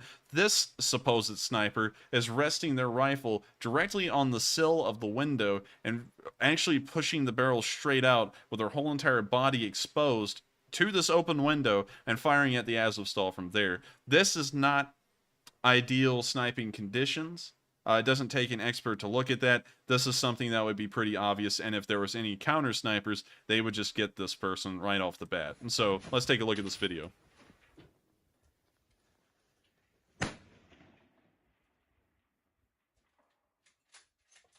It seems like this sniper may actually be using a Mosin Nagant. We can actually see the other sniper here supposedly using a Mosin Nagant as well. And we can actually see them both using the sill now. So now this is a 2-for-1 situation. If you get one, you freaked out the second one so bad, he'll probably just not snipe again. So hopefully there is a counter sniper here that can teach them that you don't just shoot straight out of an open window like this. This is not how you snipe. This is just called posing for the cameras. And we can actually see the press all set up in here filming these 2 people. And so I'm sure this is a huge propaganda mission for them. And they're actually firing at probably the safest side of the Azovstal possible.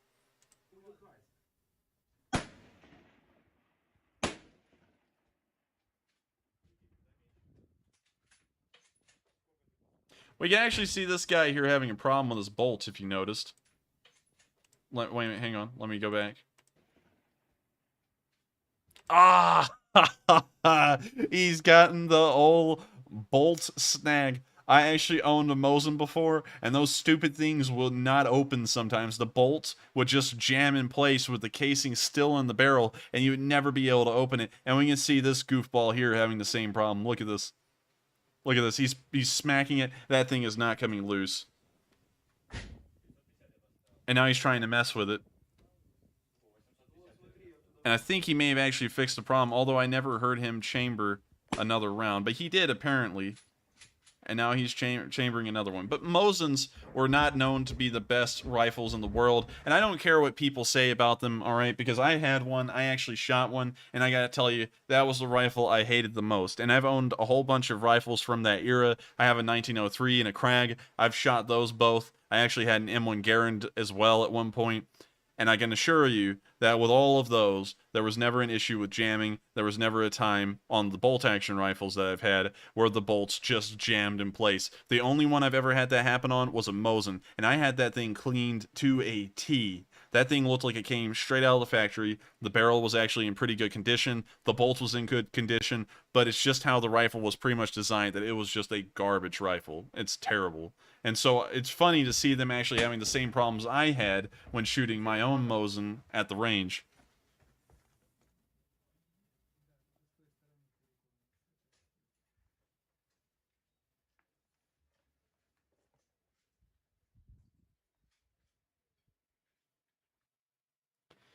So with that, that's the end of the video. Of course, this is pretty interesting to me. Also, one thing I would like to say is that I have shot a lot of World War II vintage guns, which seems very interesting. You can actually, the honest truth is, it's not like I have any kind of cool background or experience or anything. You can actually just go to gun ranges, and sometimes they just have these guns there for rent, and that's where I've shot mine. And I can tell you that shooting a whole bunch of World War II guns, if I had, and this is crazy because I never thought this would be the case. I've shot both the Tommy gun and the MP40, and out of those two submachine guns, if I had to pick one or the other over the other, I would pick the MP40. The MP40 has no recoil, and when you shoot one, you'll find out for yourself. It's an impressive gun. It's amazing, and I highly suggest that if y'all ever get the chance to try out shooting vintage guns like that, I highly recommend you do. It's a very interesting experience, and it's just super fun on top of that. And so with that, now getting back to the war news, we can see them using their vintage rifles, and of course, they're having the same problems that every single one of those Mosin Nagants pretty much inherently has. And also, let's take a little observation at what they look like. No helmets. They're in a window. Poorly equipped. That's the best I can say. And on top of that, using World War II/World War I surplus. Poorly equipped. That's the best we can say about that for sure. That's a definitive statement considering they don't even have helmets, and they don't even have anything else about them that suggests that there's some kind of sniper. Also, there's sunglasses on that dresser, so I'm guessing that one of them was trying to look cool out on the streets. And with that, we're now going to move on from the Mariupol news. Of course, the Mariupol will hold, the Azov will hold for an incredibly long time within the Azovstal because they're not being pushed at the moment, although that may change within the coming weeks if the war is still going on at that time. And so with that, we're now going to move further across the southern front to Novokakhovka, where we have seen one of the weirdest and sickest things that I've ever seen the Russians spend time doing during this war. Their logistics have completely fallen apart, yet they found a way to ship in a statue of a man and have him installed back into a town square in the city of Novokakhovka. And you won't believe whose statue this was. It was Lenin's. You can see them reinstalling a statue of Lenin in Novokakhovka. I'm sorry. You can't make this stuff up. I don't even know why. It's stupid. And so with that, that's really all I've got on that. There's not really much to add. So we're now going to move on from that area and it's the stupidity that the Russians are now imposing on the local population. And we're now going to move on to Odessa, where we can see that there has been a fire that broke out in Odessa several hours ago, around 6 hours ago at this point. Unfortunately, we don't know what actually caused the fire, but we do know that it seems to be sizable, and hopefully it's nothing incredibly major, like an oil depot or some other kind of defense structure, or some kind of important logistical, I guess you could say, infrastructure as well. And so with that, we've actually covered all of the news in the southern front, and so we're now going to move into the rest of the news around the country, which we only have one. And I hate to say this, y'all, because y'all are going to really think I'm out of touch with a lot of things, but I kind of am in the celebrity world. There was apparently some celebrity called Angelina Jolie, that went to Ukraine today and visited Lviv. Apparently, from what I could pull up and read, she's really into charity work, which is, of course, a great thing, and it is good to see that a celebrity is supporting Ukraine. Unfortunately, once again, don't judge me for it. I don't really get into celebrity stuff a lot. I hardly even knew who Will Smith was before he slapped Chris Rock. But here's the video of Angelina Jolie visiting Ukraine. Also, let me mute that because that may be copyrighted music.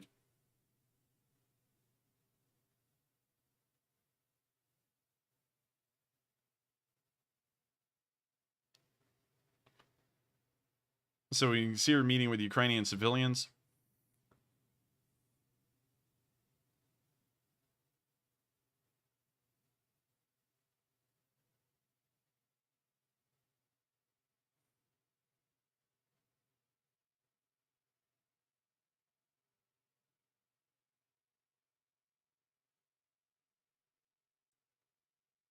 And that's the end of the video. Of course, it's nice to see that celebrities are going around and meeting people, much like normal people probably would. I'm sure that this is a big thing to them, but I just never really cared about celebrities. And I hate to say that because I know a lot of y'all are saying that I'm living under a rock, and I kind of am. I mean, like, I really don't care about celebrities. I mean, that's just something I've never really delved into, and so I just don't really know anything about them. I can tell you all kinds of things about many different things around the world. I can explain the German nuclear situation, the political situation in China. I can tell you all kinds of stuff. But one thing I will never be able to tell you about is celebrities. I'm sorry about that if that does get some of you all riled up or something, but I just don't know anything about them. And so with that, that's the end of the news from around the country. So those of y'all who do know who Angelina Jolie is, she is over there, and apparently she is trying to work on getting more aid and more support to Ukraine through some kind of fundraisers, much like I do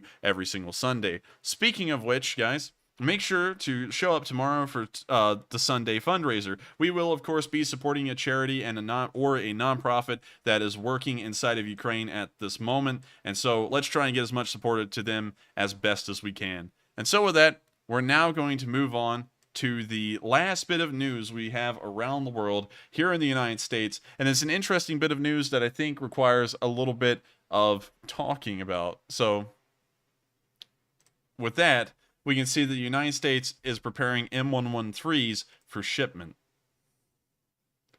Now, this is something interesting to me because the United States has not used M113s for an incredibly long amount of time, and hopefully the Ukrainians...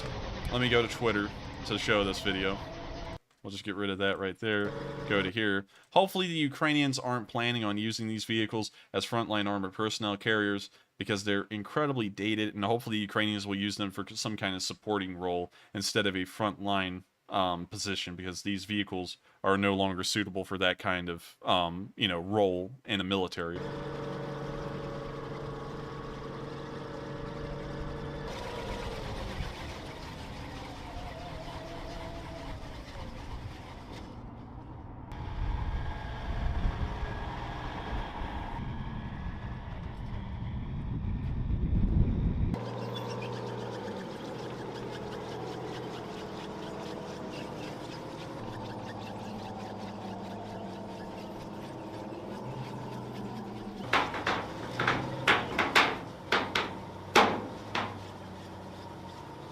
Now we can see them rolling them up onto a trailer.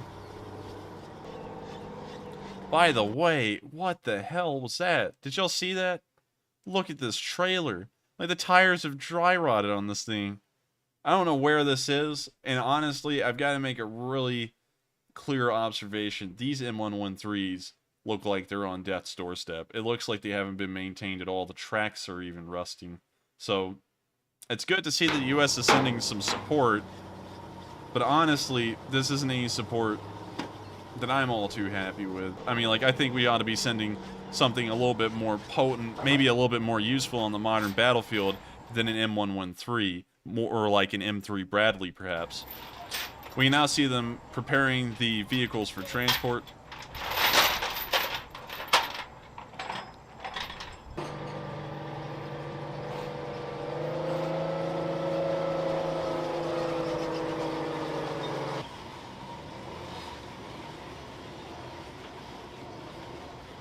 So we can now see them moving up the next M113s to prepare them for transport as well.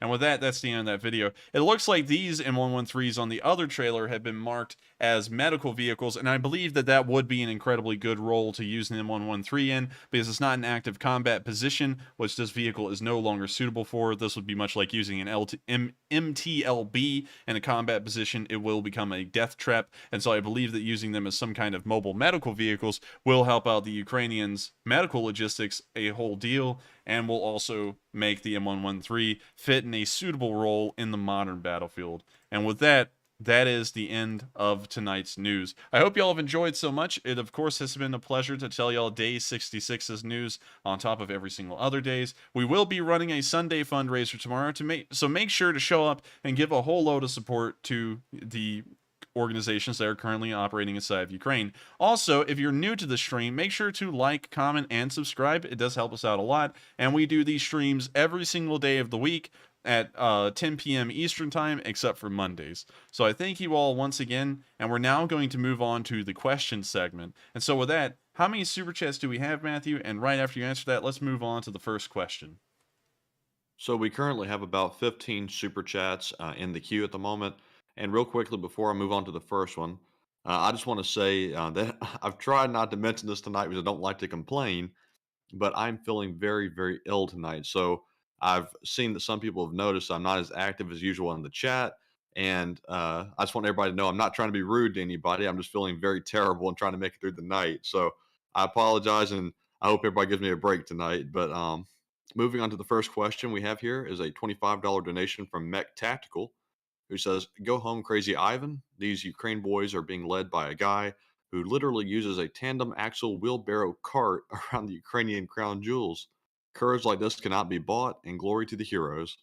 Well, thank you very much for the support, and I can entirely agree with the statement that the Russians shouldn't be dealing with a country like Ukraine and a president who is as unique as Zelensky and also as brave as Zelensky as well. So I thank you so much for the support, and I hope that does address the question. And also, before we move on to the next one, before a lot of people leave, I think it's time to tell y'all a little bit more about what happened with the filming today and give a little bit more detail, because I think it'll be interesting to y'all to hear. Y'all, of course, see it on the video as well, and so you'll actually see it unfold. But we filmed at one location before, and when we went up there, we went up there with a video idea of covering a general topic. We then came back here, and we started to pull up more and more information about the specific location we went to that was painting a worse and worse story about the specific place, to the point that that honestly, once we were watching the end result of the first video and how it was edited together, I said, this doesn't even paint an accurate story anymore, because the place we were at is something I think everyone ought to know about, because it's something that I don't think many people are highly knowledgeable about, because it's generally hidden from the public in a way, but it poses a great danger due to what's happening there, and I believe that a lot of people should know about it, just because this thing is a ticking time bomb in a way. And so we threw out everything on the first video. Y'all saw that on stream. You know, I said we're throwing out that video, we're going to go do another one because we're not happy with it. And so we wrote up a news script. This one got a lot more detailed than the first one and started to talk about the specific place we're at, which is something. And the first time we went out there, just to give a little bit of context, we got approached by, I guess you could call them like the Area 51 guards if you want to, although we're about to figure out that they're not. They drove up in these white government trucks, and they harassed us out on a public area off the facility. And they were trying to get our names and all kinds of information about us. And of course, we didn't give it to them, because once you do, they'll constantly harass you, because we thought they were the federal government. We actually found out later they're not. So we were told that we could film this facility as long as we were off their property, which we were fine with. We weren't ever planning on running over on their property, because, you know, that would be a huge deal. So anyways, we went and rewrote the script, and then we started to head back up there. And we did that today, and we refilmed everything. It was tiresome. It was very tiresome, I have to say. And I think Matthew might not be feeling well, maybe because he's exhausted. I'm not entirely sure, because it was a long day today. It was about 12 hours worth of filming, driving around, and all that stuff. And so we went up there to the same facility again today, and we started to film outside of it once more. So while we were filming, we noticed that one of these federal trucks, we're just going to call them the federal trucks, drove out in the distance and started watching us. And so I was like, okay, they're back again, and they're going to do it again. And so the truck then got closer. And so I was like, okay, it's interesting. I think they're trying to intimidate us to drive off. You know, they're thinking we're going to be scared of a confrontation with them or something. And so I was like, you know, obviously I'm not leaving, you know, because first off, I'm not scared of federal agents anyways, because what am I doing that's illegal? You know, I'm doing nothing that's illegal. I'm doing what I can and doing what I want, and so I'll just keep on doing it. And so then finally, there's these barricades, and you'll see him in the video. He drives the truck right up to the barricade. And so I was like, okay, now he's going to stand here right up on us and pretty much watch us the entire time we make this stream. Well, not stream, this video. And I was like, I'm fine with that. That's good. You know, it's going to be interesting to see in the video. So finally, a second truck pulls up to this first one, and this next truck pulls up in front of the barricades on our side of them. And then this guy gets out, and I took a quick look at him. I saw he had a gun. It was actually some kind of an M4/AR-15 style gun. Of course, I couldn't get a specific read on it because I couldn't really look at the gun enough to actually get an idea if it was an AR-15, the semi-automatic, or an M4, which, you know, of course, can select fire. So I couldn't really tell, but that doesn't really matter. He had an assault rifle of some kind, and considering that it is security for, I guess you could say, a very important installation, I would assume that it would be a normal M4 that can select fire. So we're going to go off of that concept for now until we get to the end part. So this guy walks up to the other truck. They talk for a second over there. They look at us, and we film the entire thing. And then this guy, with the M4 on his chest, comes sallying across the road, across the intersection, and off of their property that the installation is on to the public access on the other side of the road. And our first response was, "Hey, that's a nice gun you got, man." And he said, "Oh, yeah." And I said, "Yeah, that's nice. What is it, like an AR-15? And he said, "No, it's a SIG," which I didn't really understand because that's the make of the gun, not the model of the gun. You know, that's like my Remington, my Remington 1903 is a model 1903 gun. If you walked up to me and said, "Oh, is that a 1903?" I wouldn't go, "No, it's a Remington." I'd be like, "Yeah, it's made by Remington." That's the right answer. So he said it was a SIG, and so I was like, I was like, okay, well, it's certainly an AR-15 or an M4, you know, it was a normal-looking model of that gun. And so anyways, the guy comes up, and he rests, I think, if I remember correctly, of course, I'd have to watch the video back. Oh, no, I wasn't in the enforcer gear to answer Chris S.'s question. No, I was actually in a polo and khakis, because I didn't want to wear that, because then someone would have come out there and shot me for sure. I would have looked like I was up to something. So the guy, I think, if I remember correctly, he kind of like rested his hands on top of the gun, and he said, "Y'all are fine to be over here and do whatever you want, but don't come over onto the property." And so it was kind of like a threat, you know, by like resting his hands on the gun. He was pretty much trying to, like, I guess, get the message across that if you come over onto the property, we're going to shoot you. And so I was like, okay, cool, whatever. And so I asked the guy, "Could I take a picture with you?" And so he said, "Sure." So I stood beside him. We'll show it in the video. We actually took pictures of the guy, and we actually have his name in the picture. I'm not sure if we're going to blur that out for the final video. We probably will, although we're not really sure yet. But we got the name of the guy, and so we actually pulled him up once we got home, and we actually figured out that he's not a federal agent. He actually works for this company that operates this facility, and he pretty much what he did was highly questionable. You know, first off, he was acting as a security officer for this facility off the property and brandishing a firearm. So when we were there, I was assuming that he was operating with the power of a federal agent. So I was actually taking the situation differently than what we understood afterwards after we did some research. So in short, we pretty much got harassed by some company thugs who came out there off their property to kind of harass us and make us feel unwelcome to be out there. So if that's any more reason for me to take a large dump on their entire company, I don't think there is a better one than that. So unfortunately, if I do have any of them watching, I will, of course, be giving everyone involved with that company scathing remarks, because first off, they're running that thing like a circus, from what we can tell from official reports. Second off, they're coming out and harassing people on a public access for no good reason. Now, if I was trespassing on the other side and on their property, I could totally understand a response. But considering that 2 times we've gone out there and 2 times we've been harassed while being on a public access, the first time they tried to pretty much bully us into leaving, Both times, of course, we emasculated the security officers coming out of there because we just treated them like they were normal people and didn't really have any authority, which is what you should treat them like when they're off their property. Nothing really came out of it, but I didn't like that. And so if they are watching, didn't like that at all. And also we found out looking at the pictures that the guy was using like some kind of, he had a flag in the barrel. Like there's no other way to get around that. He had a flag in the barrel. He couldn't have even used it. If I had socked that guy across the face, it would have taken him a good half minute to get that rifle ready. First off, it was slung right in front of him. He would have at first had to pull the bolt back, pulled the safety flag out of the barrel because we saw it in the picture. He then would have had to rack the round, like into the barrel. He probably would have had to disengage the safety because the safety's probably on, if the gun was even real, because now we're starting to question, was that even a real gun or was that some kind of dummy gun? Because the way the bullets are stacked inside the magazine don't even look right. But anyways, we're looking at that. That could, of course, be a wrong statement. And so it would have taken a whole 30 seconds. It's like, if you're going to be a security officer at a facility, carrying a gun, why in the world are you going to come out literally half-cocked? That didn't make any sense to me at all. And I was like, this is just goof. Like, the whole entire thing was a clown show, and it was literally just some company thugs coming out and trying to intimidate us and leaving. So I didn't like that one bit. I'm going to make sure to include that in the video.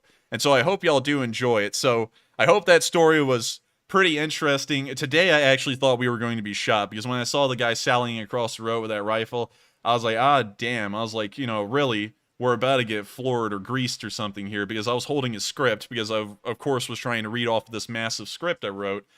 And so I was sitting there thinking, I was like, I ought to roll this thing up and put it into my back pocket in my pants. But I was like, I don't know if this guy is going to take that as an opportunity to say I was reaching for a weapon or something and then blow me away. So, you always got to be careful around people with guns, because people may have itchy trigger fingers and blow you away or grease you or gun you down or whatever you'd like to call it.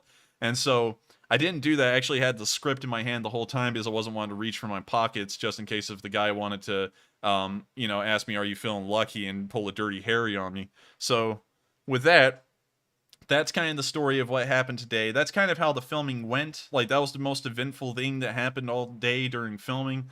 And so it was exciting, sure, but really that was highly uncalled for, considering now we know a lot more about the circumstances surrounding it. So with that, we're now going to return back to the questions, and I hope that gives y'all a whole bunch of hype for what's going to be coming up in this video, because we're going to include pretty much that entire encounter unedited into it. So with that, we're now going to move on to the next question. And just for everybody asking, I think the enforcer already had mentioned it, but all the footage from the encounter and the whole event we had today will be in the video. So don't worry, you'll get to see it. Next up, I want to recognize an $18 donation from Krister Peterson. Thank you very much for your continued support of the channel. We appreciate it very much. Up next, we have a $10 donation from Not a Teacher, who says, F word to Russia. Ukrainians make me proud to be a Ukrainian. Thank you for your tedious work and all you do with your brother. It is very much appreciated by thousands every day. And please don't forget to like. And I thank you so much for the support, Not a Teacher. You've been around for an incredibly long time, and I am glad that you enjoy it a whole load. Make sure, I did say this on the Discord, but some of y'all are not on the Discord.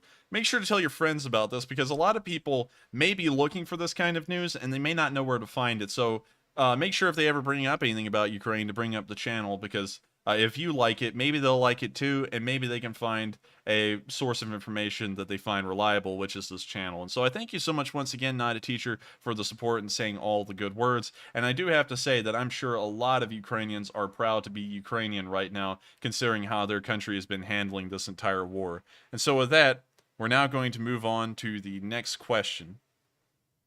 And next up, we have a $10 donation from Static Head and a $10 donation from Aphelion. Thank you to both of you for your support of the channel. As always, it is very, very much appreciated. Next up, we have a $10 donation from Rocky's Roads, who says, what of the intercepted cell phone calls shared by the Ukrainian SSD? Keep up the good work, brother, from Bandera, Texas. The reason why we haven't included those calls on the streams is because it's always hard to confirm the validity of those kinds of calls. You can fake calls pretty easily in the modern world, and so I always look at those with a little bit of skepticism because you don't actually see both callers on both ends of the phones. And of course, I revolve heavily around video evidence to make my claims, assumptions, and assertions. So unfortunately, we haven't included those for those reasons, but I do see them and I do listen to them as much as I can to try and see if there's anything that can be reaped from it. But I still don't include them on the streams because there's a decent amount of questionability in my head about the validity of them. But I do thank you very much for the support, and I do hope that answers the question of why they don't really show up on the stream. If I could find a way to validify these calls, they would show up on the stream, but at the moment I can't, sadly. But I do thank you very much for the support, and I do hope that answers the question. And so with that, we're going to move on to the next one. And next up, we have a $10 donation from Tim Swenson, who says, I would like to donate to the Russian Legion or Americans volunteering to fight. Is there any CLIS there any close to direct routes? Sadly, I don't really know of any way to donate directly to the Foreign Legion or the Russian Legion, sadly. I'm not really sure if there is a way, and unfortunately, I cannot promote that on my channel because apparently, like content creators like me can get in trouble for actually supporting combatant units through monetary support here on YouTube. So unfortunately, I can't do that, and so sadly, I think that's out of my scope because I haven't really been able to spend the time to look into ways to support them. I usually spend a lot of my time looking into the nonprofits that can be put up for Sunday's fundraiser. So I'm sorry I can't answer that question, but I do thank you very much for the support, and I do hope that someone may be able to send it through the live chat a way to help them out. So I thank you once again, and with that, we're going to move on to the next question. And next up, we have an $8 donation from RDY4THDLL, who says, what is the size or number of Ukrainian troops entering the war? The Russians had 200,000 troops at the border. I'm not exactly sure the precise figures of Ukrainian troops. We do know that initially they had around 190,000 soldiers in the army. We know that, of course, they declared the call for general mobilization within the first week of the war, and we do know that their numbers were bolstered by tens of thousands, if not an additional 100,000 TDUs, TDFs, Territorial Defense Forces. So I believe that their numbers may be up around 300,000 as their initial combat strength, but at the moment we don't know how many casualties they've taken, how many new forces have joined their ranks, and how much supplies the Ukrainians feasibly have to actually field a force of a certain size. So sadly, we don't have a specific number, but I would assume that the ballpark right now is somewhere around 300,000 strong. So I do hope that answers the question, at least in a way, at least based off of my approximations, off of the information we've gotten publicly. And so with that, I thank you so much for the support, and we're going to move on to the next question. And next up, we have a $10 donation from Rich Hogan, who says, great work as always, and I'm looking forward to that video. Well, I thank you very much for the support, and I do hope you will look forward to the video. It will be incredibly interesting. We were actually willing to give the people in question that we're making a video about a pretty fair chance to rebut what we're saying and maybe show that it's not the case, because of course I wanted to show things equally sided. You know, while I do have my concerns, there is of course the ability for them to rebut that and say, but those aren't entirely the case. But we reached out to them, they never reached back out to us, so the video continued with only the information we were able to gather, and there is no question that it's not true because we're actually getting this information from official sources in the federal government. So it's not really like we can make this stuff up. This is literally exactly what the federal government is saying for the most part. So I thank you very much for the support, and I hope that you will enjoy the video. Of course, I'm trying to put as much quality into gathering the information on the video as I do on the streams, even a little bit more actually. So I thank you so much for the support once again, and the video will hopefully be out within the next week or two, although I'm not really sure at this point. So thank you once again, and with that, we're going to move on to the next question. And next up, we have an $8 donation from Ben Wen, who says, what are the likelihood of the Ukrainian soldiers surviving the Mariupol siege? The likelihood of them surviving the siege is questionable. I'm not really sure if they will or will not. There may be some kind of agreement where they'll evacuate all the military personnel and civilians out of the Azovstal, and somehow it will be held, upheld by the Russians as part of the agreement, and all of the forces and civilians will make it out alive. Although I think that's highly unlikely at this point. I think that at some point in the future, the civilians will be allowed to leave through a humanitarian corridor and will be left unmolested, but the soldiers may have to stay, and if they do, and another offensive begins, I don't think many of them will survive, and we actually do know that the Russians have been executing a large amount of the prisoners they've been taking in that area, as I saw today on during my info searches. Of course, I can't show this on stream, that one of the supposed defenders of Mariupol that surrendered, which wasn't really supposed, it was actually dead on. It was a defender of Mariupol who had surrendered. He was found dead 5 days after he was shown on video by the Russians as being surrendered. They had killed him. And so they are killing a lot of the prisoners that they're taking in Mariupol. And so if they're killing the prisoners as well, it may be the fact that none of them will survive, the Battle of Mariupol, which is incredibly unfortunate. So hopefully the Russians will no longer put pressure on the Azovstal, or the Ukrainians can relieve the defenders, so that way they won't have to suffer such an unfortunate fate. But I do hope that answers the question, at least off of the information I've gotten. And with that, we're going to move on to the next question. And just real quick, just to clarify, I've seen a couple people say in the live chat that we can actually get into legal trouble for exposing the name of the employee. And that's actually not true. The employee was on a public easement, so we would not get in any trouble for that. But we may choose to blur his name out just out of a courtesy. It was a picture of his name tag, so he couldn't have given us an alias because it was his actual employee name tag. So just wanted to clarify that a little bit. Up next here, we have a $20 donation from William Allen. And thank you, William, for your continued support of the channel. You've been here for quite a while. He says, is there a charity for the kids orphaned? I spent time in Kuwait City with the state orphanage kids, giving them candy and played the harmonica for them. Boy, did they love GLS. Well, thank you very much for the support. Could you read that to me one more time, Matthew? Because I think I didn't actually get the first part of where the orphanage was. So could you read that to me one more time? He said, is there a charity for the kids orphaned? I spent time in Kuwait City with the state orphanage kids, giving them candy and played my harmonica for them. Unfortunately, I haven't been able to find anything for the orphanages in Ukraine. Of course, I have found a lot of information on the nonprofits like Doctors Without Borders, and also all the other ones I've run on here like Mercy Corps and such things like that, to be able to run fundraisers for them. But unfortunately, I haven't been able to find a way to fundraise for the orphanages myself. And also, that's a really nice little tidbit you shared there, that you were actually in the orphanage in Kuwait City and played the harmonica for them and stuff. That's really sweet. So I thank you very much for your support, and also sharing the nice little story with us. That was a nice one. I liked it. So thank you very much once again. And with that, I hate that I really can't get an answer to your question, but I'm sure that there is a way to support the orphanages in Ukraine out there somewhere. And with that, I thank you once again, and we're going to move on to the next question. And next up, we have an $8 donation from Trolls Donder, who says, Slava Ukraine. Herom Slava, and I do thank you very much for the support. And with that being said, we're going to move on to the next question.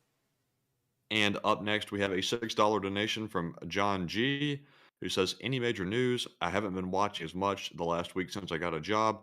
Great to see you still doing this.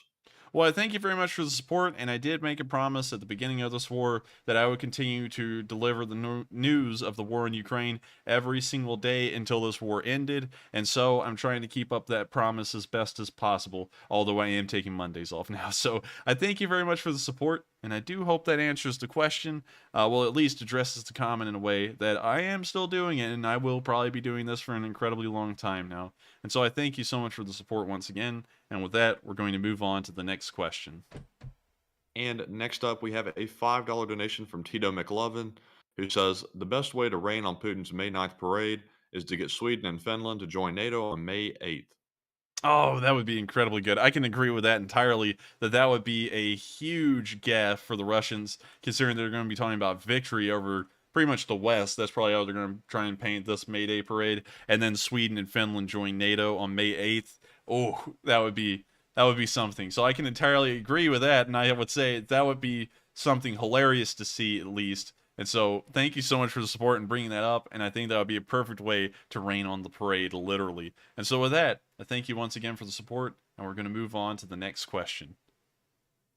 And up next, we have a $5 donation from Diffuse56, who says, "Thank you to the Enforcer, Matthew, and the whole team for all you do for us and Ukraine."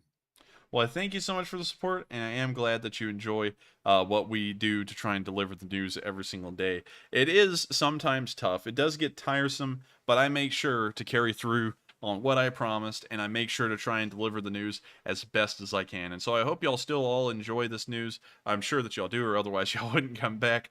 So I do thank you all once again for the support, and I am glad that a lot of people find this to be a very valuable source of news. And so thank you once again.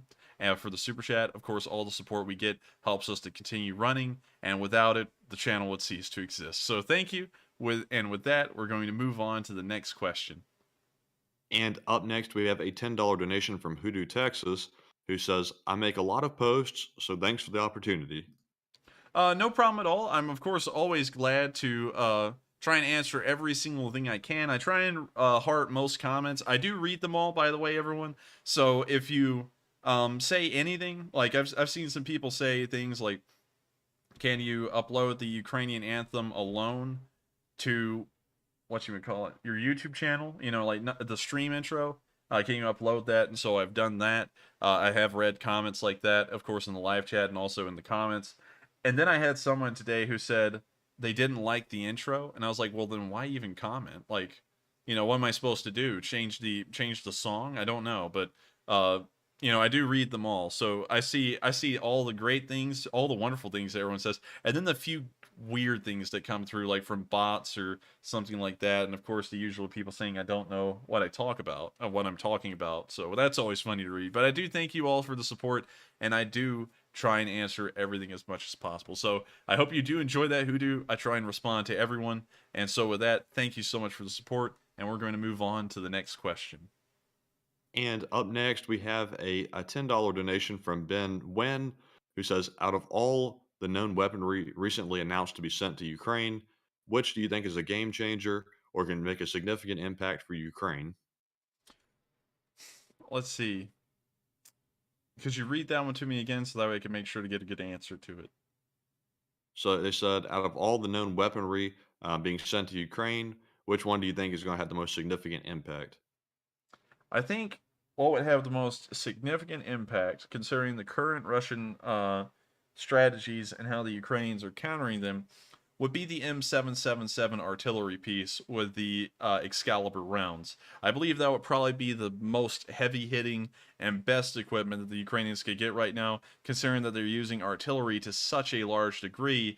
Adding any level of ability to their artillery units would be a massive step in the right direction. Also, I think that maybe the biggest heavy hitting thing that they could ever get is more trucks. If they can get more trucks for their logistical units, that of course will help them to supply their units even better on the front lines. And so it wouldn't even matter if they got new and more advanced equipment. They would just have more of their standard equipment, which always helps out in a war. So I hope that kind of answers the question. Of course, I'm a huge logistics nerd, and so I'm really into making sure that armies are able to supply themselves. So I always look at like the most passive things in the military, like a truck, as like one of the most important things you could ever have. So I thank you very much for the support, and I hope that does answer the question, at least in like actual fighting wise, what would be the best, and then like overall what would be the best. So I thank you so much for the support, and I hope that answered the question. And with that, we're going to move on to the next one. And next up, we have a $15 donation. And unfortunately, I'm not going to be able to read that username, but they'll know who they are. It says, "Any intel regarding possible Russian saboteurs / resistance causing the fires and explosions within Russia?" We haven't really got any news on them. Unfortunately, I'm not even sure if they are Russian saboteurs. Of course they are. But as far as the actual information goes, we can't really tell. So, unfortunately, they're actually doing an incredibly good job at keeping themselves anonymous because we haven't gotten any information on them whatsoever here on this channel. So, I hope that kind of gives you an answer that at least they're doing incredibly good at keeping their identities hidden. And that's, of course, a good thing in continuing that they can keep on doing what they're doing. And so with that, I hope that answers the question, and I do thank you very much for the support. Any bit of support we get does help out this channel immensely. And with that, we're going to move on to the next question. And next up, we have a $5 donation from That Frost Wolf, who says, Enforcer, if you made a wish, what would it be? Also, could we see the Ukrainian military wolf logo? I want to make some drawings for it. Thanks. Well, I thank you very much for the support, and I don't know about getting the wolf logo to you, but I do think that if I could make a wish, and it could be anything in the world, I would wish for the war to end to right now, like in the huge sense. And if I could wish for anything, like, and just talking in like an abstract thing of like just me personally, if it was beyond the scope of this war and it was just me and it was something for me, I would wish for unlimited knowledge and wisdom. That's what I would wish for. But I thank you very much for the support, and I hope that answers the question in both ways. So hopefully, if it was actually asking for what I personally would want, if I could get a wish for myself, that was the answer. And if also I could get a wish granted that was just about anything globally, that would be my wish at the moment for that as well. Because I do feel for the Ukrainians that are in that country. I still have a friend over there. I asked him how he was doing. I actually reached out to him again, and he hasn't responded for 2 days now, and so I don't know how he's doing. And I also remembered that I knew a guy in high school that I was friends with a little bit, and he actually was in Kharkiv, as far as I knew, at the beginning of this war, and I reached out to him 2 days ago as well, and I haven't gotten a response back from him. And so I'm not going to assume the worst just yet, but it's not looking good for either of them right now, considering that they've both fallen silent on me. So, of course, I would hope for the war to end tomorrow, because if my own friends are getting killed that I knew, that's incredibly unfortunate, and that's kind of affecting me personally in a way. But I hope that answers the question, and I do thank you so much for the support. And with that, we're going to move on to the next one. And next up, we have a $5 donation from Darkova Zarkonis, who says, as an RTS player, both sides have big issues with logistics. Is there any evidence of Ukraine still internally making equipment, such as ammo for equipment? I'm not entirely sure. We don't really get a lot of information about the Ukrainian war industrial complex, well, the Ukrainian defense industry in a way. So unfortunately, I really can't say that, but I would assume that they are, because the Stugnas are still having ammo to operate. And so we know that the Stugna is fairly new, and so it's not like they have a massive post-Soviet arsenal of Stugna missiles to use. They're having to create entirely new launchers, systems, and also ammunition for them. And so I do believe that ammunition is being produced and provided in some degree currently as the war continues. So I hope that does answer the question, and I thank you very much for the support. And with that, we're going to move on to the next question. And up next, we have a $5 donation from Boy Kachina, who says China wanted North Korea 2.0 with gas station upgrade, not just precedent to attack Taiwan, paid him $130 billion. Putin's ego equals people enslaved. Well, I thank you very much for the support. I think those, if I'm correct, those are kind of like individual sentences on their own, kind of like standalones. I think so. All right, so unfortunately, I can't really address the North Korean situation, and I really can't address the situation here in the southeast of Asia. I forgot which country it was specifically, because I don't really like listen in on a lot of information about what's going on in East Asia right now. So unfortunately, I really can't weigh in on those all too well, just being honest. But as far as Ukraine and also Putin being a nut, yeah, I can entirely agree with that statement entirely, 100%, because I've been watching this war so far from beginning to end, and he is a lunatic. So I do thank you for the support. Hopefully, that is pretty good right there, just commenting on the last one, because unfortunately, I don't really know enough at the moment, considering that I've literally only been focusing on the war in Ukraine and also what's going on in the video. So I hope that that answers the question the best I can, and I do thank you very much for the support. And with that, how many super chats do we have left, Matthew? We have 7 left.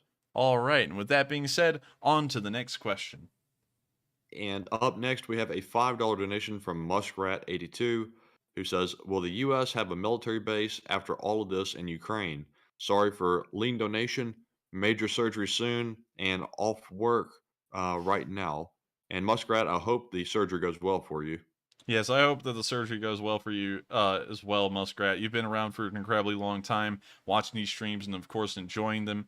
And I do hope that you have an incredibly successful surgery. Surgeries are always a little bit stressful to deal with because there's always the unknown of the chance that a surgery could go wrong. And so I hope that you have incredibly competent doctors and that they'll do an incredibly good job on you because, of course, no one would want to wish for otherwise. To answer your question, though, could you read that question for me real quick, Matthew?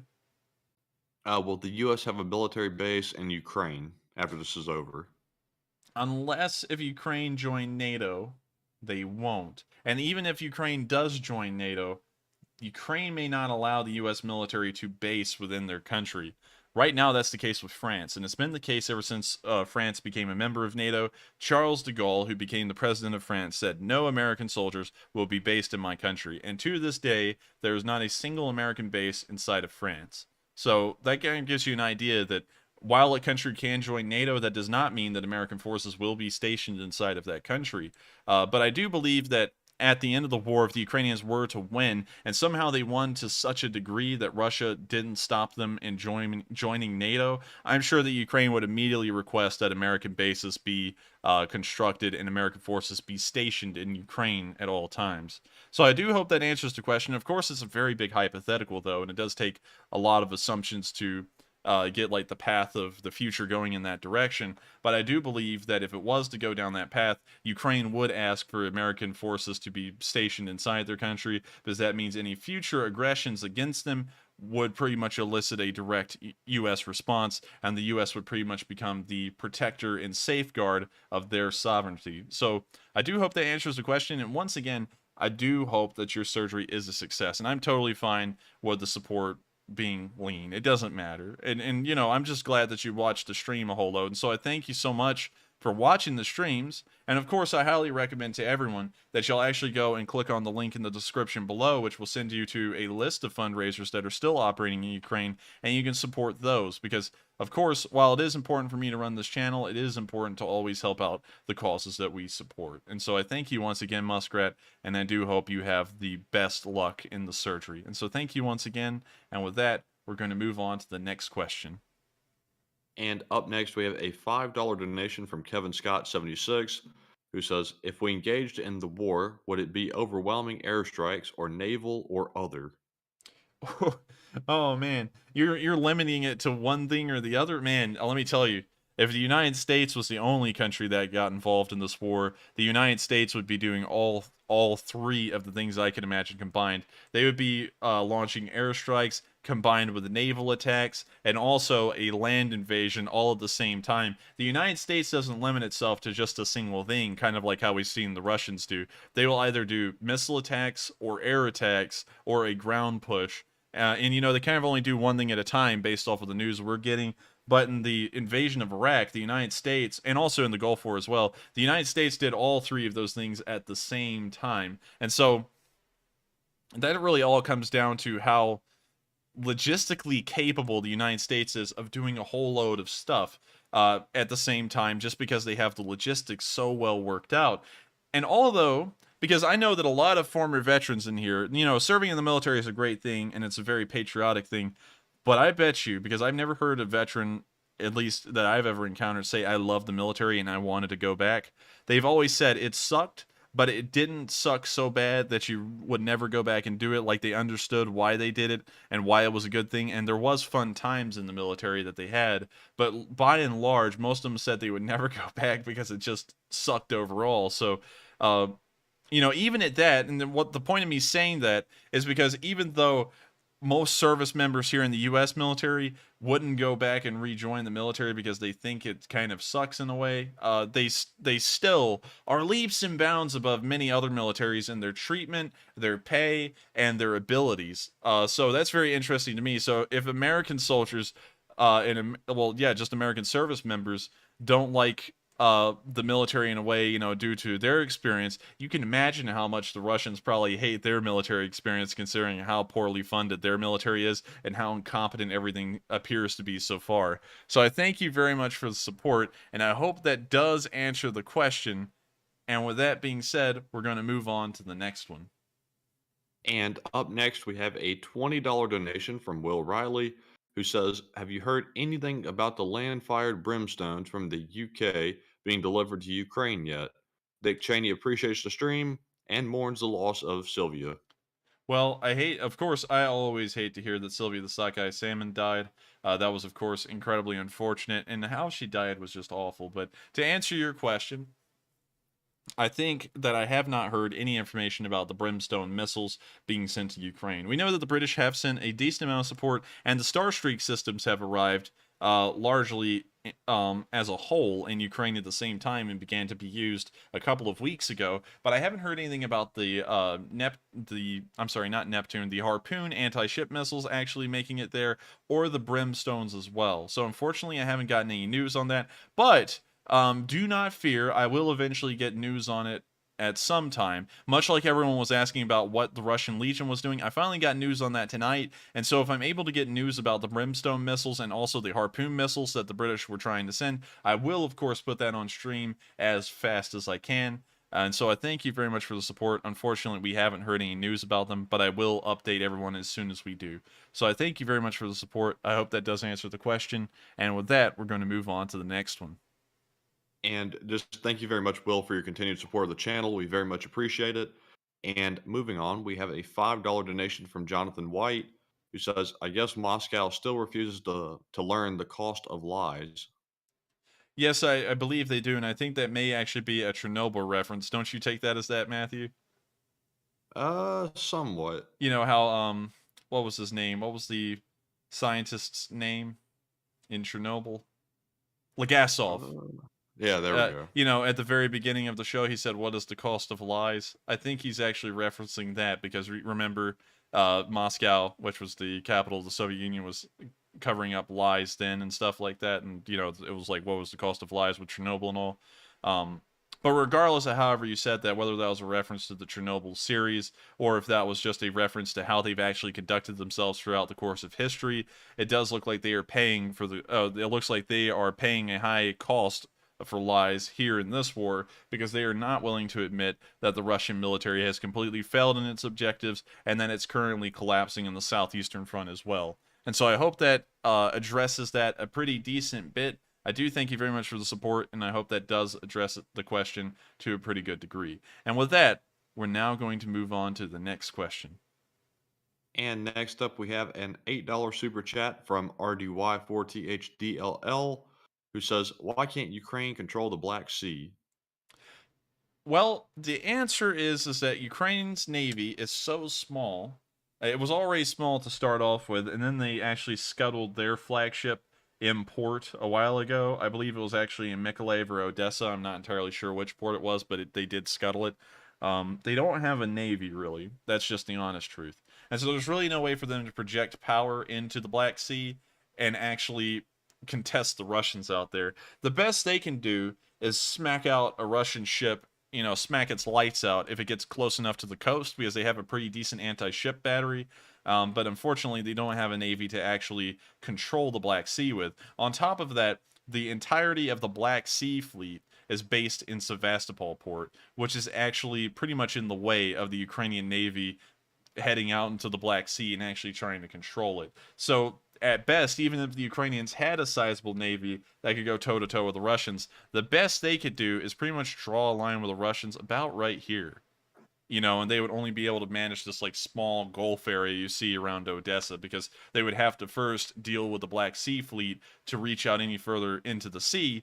And the usual strategy with the Navy is to not throw everything at each other and then just have one decisive battle. That's what the Japanese wanted, but no one else in history ever wanted that. For example, look at the Battle of Jutland. The Battle of Jutland happened, and the High Seas Fleet of Germany, of the Imperial German Navy, went back to port and never left again because they had lost a decent amount of capital ships. It was a very small amount, actually. It was like 3 or 4, but it was high enough that they're like, oh, man, we could lose them all. We need to put them back in port. And so that's usually how navies operate. And so the Ukrainians, if they even had a big enough navy, wouldn't just push through the Black Sea fleet in a massive, decisive battle and then try and control the Black Sea like that, because that's just historically not how most navies operate. Well, really any navy, rather than the Japanese in World War II.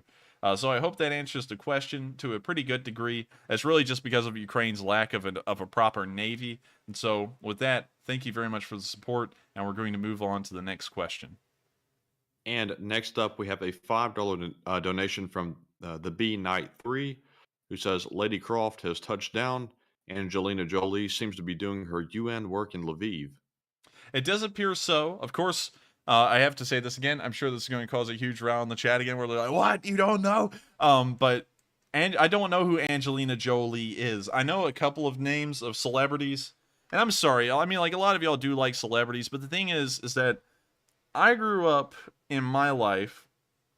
I grew up in a very boring life, okay? I'm just going to admit it. I was not the kid who was, like, really into sports or celebrities or supercars or anything like that. I grew up my entire life focusing on the business end of things. I don't know why. That was just how I grew up. And so while other kids were talking about, like, the football games, I would be reading about, like, the political situation in China, you know, like with the Communist Party and the Chinese Civil War and all kinds of stuff like that. And so while I grew up to be incredibly intelligent on these issues, specifically, and their large picture goals and their historical context of how it will turn out, I didn't really focus on anything else. So if you asked me about celebrities and what was going on with them, the only things I know recently about is Will Smith and Chris Rock, because that happened and that was a huge deal and a funny joke. And then also Brad Pitt, well, not Brad Pitt, Johnny Depp and Amber Heard. And I don't even know what Amber Heard's done. Like, I really don't know what she's done as an actor to be called a celebrity. But I know that Johnny Depp was in Pirates of the Caribbean. I did see that movie before. So, you know, I know that. But still, that the Enforcer was raised by Jake Paul and PewDiePie. No, I don't really know who PewDiePie is really either. I didn't really watch him. And Jake Paul, you know, I don't really like Jake Paul's content. I mean, like, it's for some people, but it's just not really for me. You know what I mean? But yeah, that's kind of how I grew up. So I just don't really know who Angelina Jolie is in the first place. But it is, of course, good to see people over there supporting Ukraine who are incredibly important. You know, of course, celebrities hold a very high regard in the Western world. And so hopefully her presence is able to levy that much more support for Ukraine. And so I thank you very much for the support. And with that, we're going to move on to the next question. Oh, wait a minute, before we do, I just saw Ed L ask, do you know who John Wayne is? Yeah, of course I know who John Wayne is. Everyone knows who John Wayne is, but I thank you very much for asking that question, because at least I can flex my knowledge on only one actor. And with that, we're going to move on to the next question. Okay, and next up, we have a $5 donation from the B Knight 3 again, who says Moscow might go get rescued by the Spetsnaz. Well, I thank you very much for the support. And can you reread that to me one more time? Moscow might go get rescued by the Spetsnaz. Moscow Mike is not going to be rescued by the Spetsnaz. He was actually that pig y'all saw in that video a while ago that stepped on a mine and blew up. So I thank you very much for the support. Unfortunately, the Spetsnaz will only be saving sausages and some spare ribs. So I thank you very much for the support again. Hope you liked the joke. And with that, I also saw another comment in the chat that was interesting. It was a little joke. Oh yeah, it was from Let Gabe Equal True. Enforcer age 10 during Halloween. Trick or treat. Your manufacturing jobs are being shipped to China. I liked that when I saw it. That's what actually distracted me for a second, is I saw that one little comment. But yeah, that was pretty much me at age 10. So I thank you very much for this. Also, by the way, this will give you a pretty good idea of what kind of kid I was. Is that the first game I ever played on the computer was Napoleon Total War. So that kind of gives you a concept of where I started off at. Like, I wasn't the Call of Duty kid. I was the Napoleon Total War kid. So I started off in grand strategy games at like 11 years old or 10 years old or something. But I remember that game made a lasting impression on me, with like the idea of actual grand strategy and larger level thinking than just on the one-on-one. So with that, I'm not going to address that too much more, but that gives you a better idea of who I was at like 10 years old. But with that, we're going to move on to the next question. Okay, and next up, we have a $5 donation from Lilith Embers, who says, did you hear that former U.S. ambassador to Russia, Michael McFaul, said yesterday on MSNBC that Russia has already lost this war? And that was it. I have not actually seen that comment. Unfortunately, I don't really watch a lot of anything else, so that's really all I got for that. Unfortunately, I just don't know about that. So thank you very much for the support. I hate I really can't answer that, but with that, we're going to move on to the next question. And next up, we have a $5 donation from David Huss, who says equipment to Ukraine and Lend-Lease Act, M1A2 Abrams tanks, M2A3 Bradley, M109A6 Paladin, MLRS, and NASAMS 2 and F-16 fighters. I can agree that that is all incredibly good support to give to the Ukrainians. Of course, the M1A2, well, I don't believe they'll be giving them the M1A2. I think they'll give them like the M1A1 or something like that. But of course, the M1 Abrams platform is an incredibly competent tank, although we have seen a decent amount of them be lost under Iraqi service during the war with ISIS. So, the questionability of whether they'll be good or not is still up in the air, but I do thank you very much for the support, and I can agree that those all are important weapon systems to have sent out to Ukraine. And with that, we're going to move on to the next question. And up next, we have a $4 donation from James Morris, who says, forgive the pun, but that tank won the Javelin contest.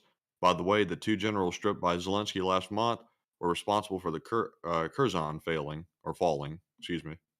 Interesting. I did not know that the generals were responsible for Kherson falling, so that gives a little bit more context as to why they were removed from their positions. And also, I like that joke about it winning the javelin contest. It certainly did, and I wonder how far it actually went. 300, 400 yards? We'll never know. But nonetheless, the guy who took out that tank ought to get a gold medal in the Olympics. So I thank you very much for the support, and with that, we're going to move on to the next question. And it looks like we have 3 super chats left. So the next one is from Boy Kachina again, who puts in a $2 donation and says Russians fight Putin to avoid Chinese chains. So can you say that again? They said Russians fight Putin to avoid Chinese chains. I guess, yes, I can kind of see what you're saying there. I think you're talking about the Russian Legion fighting for Ukraine to avoid having the Russians subjugated by China. And I can agree that I think that that may be a little bit of what's going on there. But I really think it's more so of a direct protest against Putin and his government, more so than the further political implications of what his government's doing and what that'll mean for them on the world stage. So I thank you very much for the support. And with that, I hope I answered the question, and we're going to move on to the next one. And next up, we have a $5 donation from Smarzig, who says, what about Musk sending his bots to help the wounded? I'm not really sure. I don't really know about Elon Musk and the bots. I don't even think those things have been developed and fleshed out enough for that. But I do thank you for the support, and I think that if they were operational, I think Musk would have probably sent them. We know he's not really into developing weapons of war. He's more into developing interesting, I guess you could say, consumer items, and so I do believe that that would be on the table if he had developed those and fleshed them out a little bit better. So I thank you very much for the support, and with that, I hope I answered that question, and we're going to move on to the next one. And next up, we have a $5 donation from Tim Smith, who says, appreciate your content. If you haven't already answered, when is the next video coming? The next video, well, actually, the first video, we're not really sure when it's coming out yet because we're still trying to edit up the first one and stuff. And also, we've learned a lot of things through making this first video that we'll have to adapt in later releases. But the first one is probably going to be coming out within a week or two, although we're not really sure about that, and it could be pushed back even further because we want to make sure that the first one leaves a very good impression. We don't want it to be bad. So just please bear with us. Please be patient. It kind of gave you all a little bit of a sneak peek of what will be in it, but unfortunately, we don't know how long it's going to take to edit all that together. But I do thank you for the support, and I hope that answers the question. And with that, we're going to move on to the next one. And up next, we have our final super chat from OG Wakanobi, who put in a $10 donation and says, hi, Enforcer Bros. My reference to Korea last night was meant to say that the UN has a precedence in stepping in. Let's see. I believe my reference to Korea last night. Unfortunately, I cannot remember your reference to Korea. I'm sorry about that, but a lot does happen in the day of the in every day of the Enforcer, so it's hard to remember everything. But the UN does have a pretty decent history of stepping in here and there, but really only in Korea. That was like the only time we actually saw them step up a huge deal and actually get almost directly involved in the war. But still, beyond that, when you look at Africa, they never really get directly involved in anything there, rather than sending peacekeepers, which really achieve nothing but being there. So I hope that kind of addresses the comment in a way, but unfortunately, I can't remember the specific one you're talking about, and I hate to say that, but I do thank you very much for the support. And so with that, we're going to answer 3 questions from the live chat, and then we're going to round out this stream for tonight. And so with that, what is the first question from the live chat? So the first one we have is from Alex Wolf, who says, "Did you guys see the Russian uniforms the women were wearing in a march? They look very familiar to a uniform from the World War II time frame."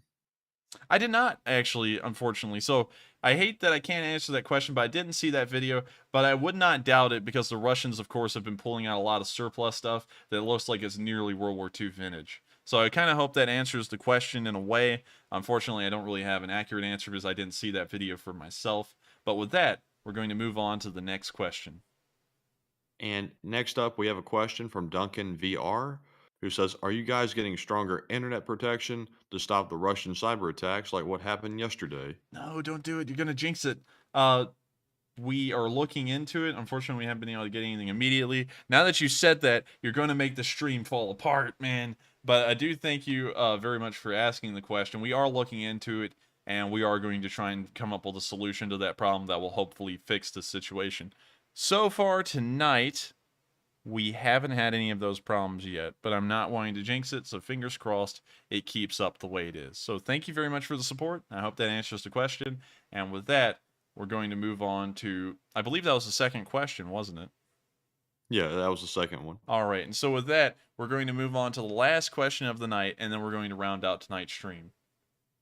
All right, so the final question of the night goes to Henry M, who says, "Enforcer, did you hear that Canadian Special Forces did a mission in Kherson?" I did not. And a lot of people have been saying that the British Special Forces and also the Canadian Special Forces are over in Ukraine.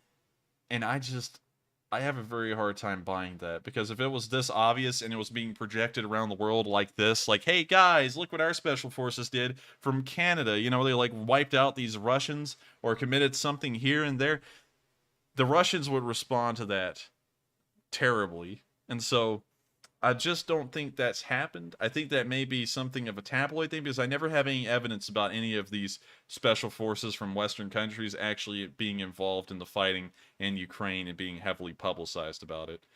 So I hope that kind of answers the question, because I don't really think that's actually happening. And of course, there's large implications involved in that if that was the case. And so, if you would like to, it's been a very long day. So if you would like to hop off right now, Matthew, that's totally fine. I'll just cover the super chats from here because I can see them. Are you sure you would like to go, or would you like to hang out for a little bit longer? No, that's fine. I can go ahead and ask. It looks like we just had one more come in. All right. So if you want to, you can ask it if you'd like. So the next one here, or the last one actually, is from B. Dobson, who puts in a $5 donation and says, "23-year-old vet, I'd do it again. I'm liking the stream and I've been here for a while." Well, thank you very much for the support, Dobson, and it is good to hear that you are a 23-year vet. That's a long amount of service, and I do thank you for it. And I'm glad to hear that you are one of the few who would do it again. I haven't actually met anyone who said they would want to do it again in my experience, and I've met people from all like walks of life and different eras. I've heard stories from guys in World War II. They're like, no, they're like, no. I mean, like, they're like, I'm glad that I was a part of such a wonderful thing, but I would never go back and do it again. They were like, the service was terrible. And then Vietnam, the service was terrible. Korea, the service was terrible. All the way up to Afghanistan, I've heard people saying the service is terrible. And I mean, I understand it. It's not fun, but like the actual idea of it, the greater image of it is of course noble and patriotic, and I do of course support that. And if I was ever called on to serve due to an emergency or something like that, I wouldn't be one of those people who would try and dodge a draft or anything like that. Of course there is a service that you have to pay to live in your own country, and one of those services is to defend it if it calls for it. So I do thank you very much for the support, and I am very glad that you do enjoy these streams. And so with that, it has been a long... Oh, we've got another one. So you want to read that one off, Matthew? Yeah, this is from I think it's Rack F or Rach F. I'm not really sure. Puts in a $5 donation and says, "Did you see Putin just accepted an invitation to the G20 summit? That's unbelievable. What do you think? Slava Ukraine." Unfortunately, I have not.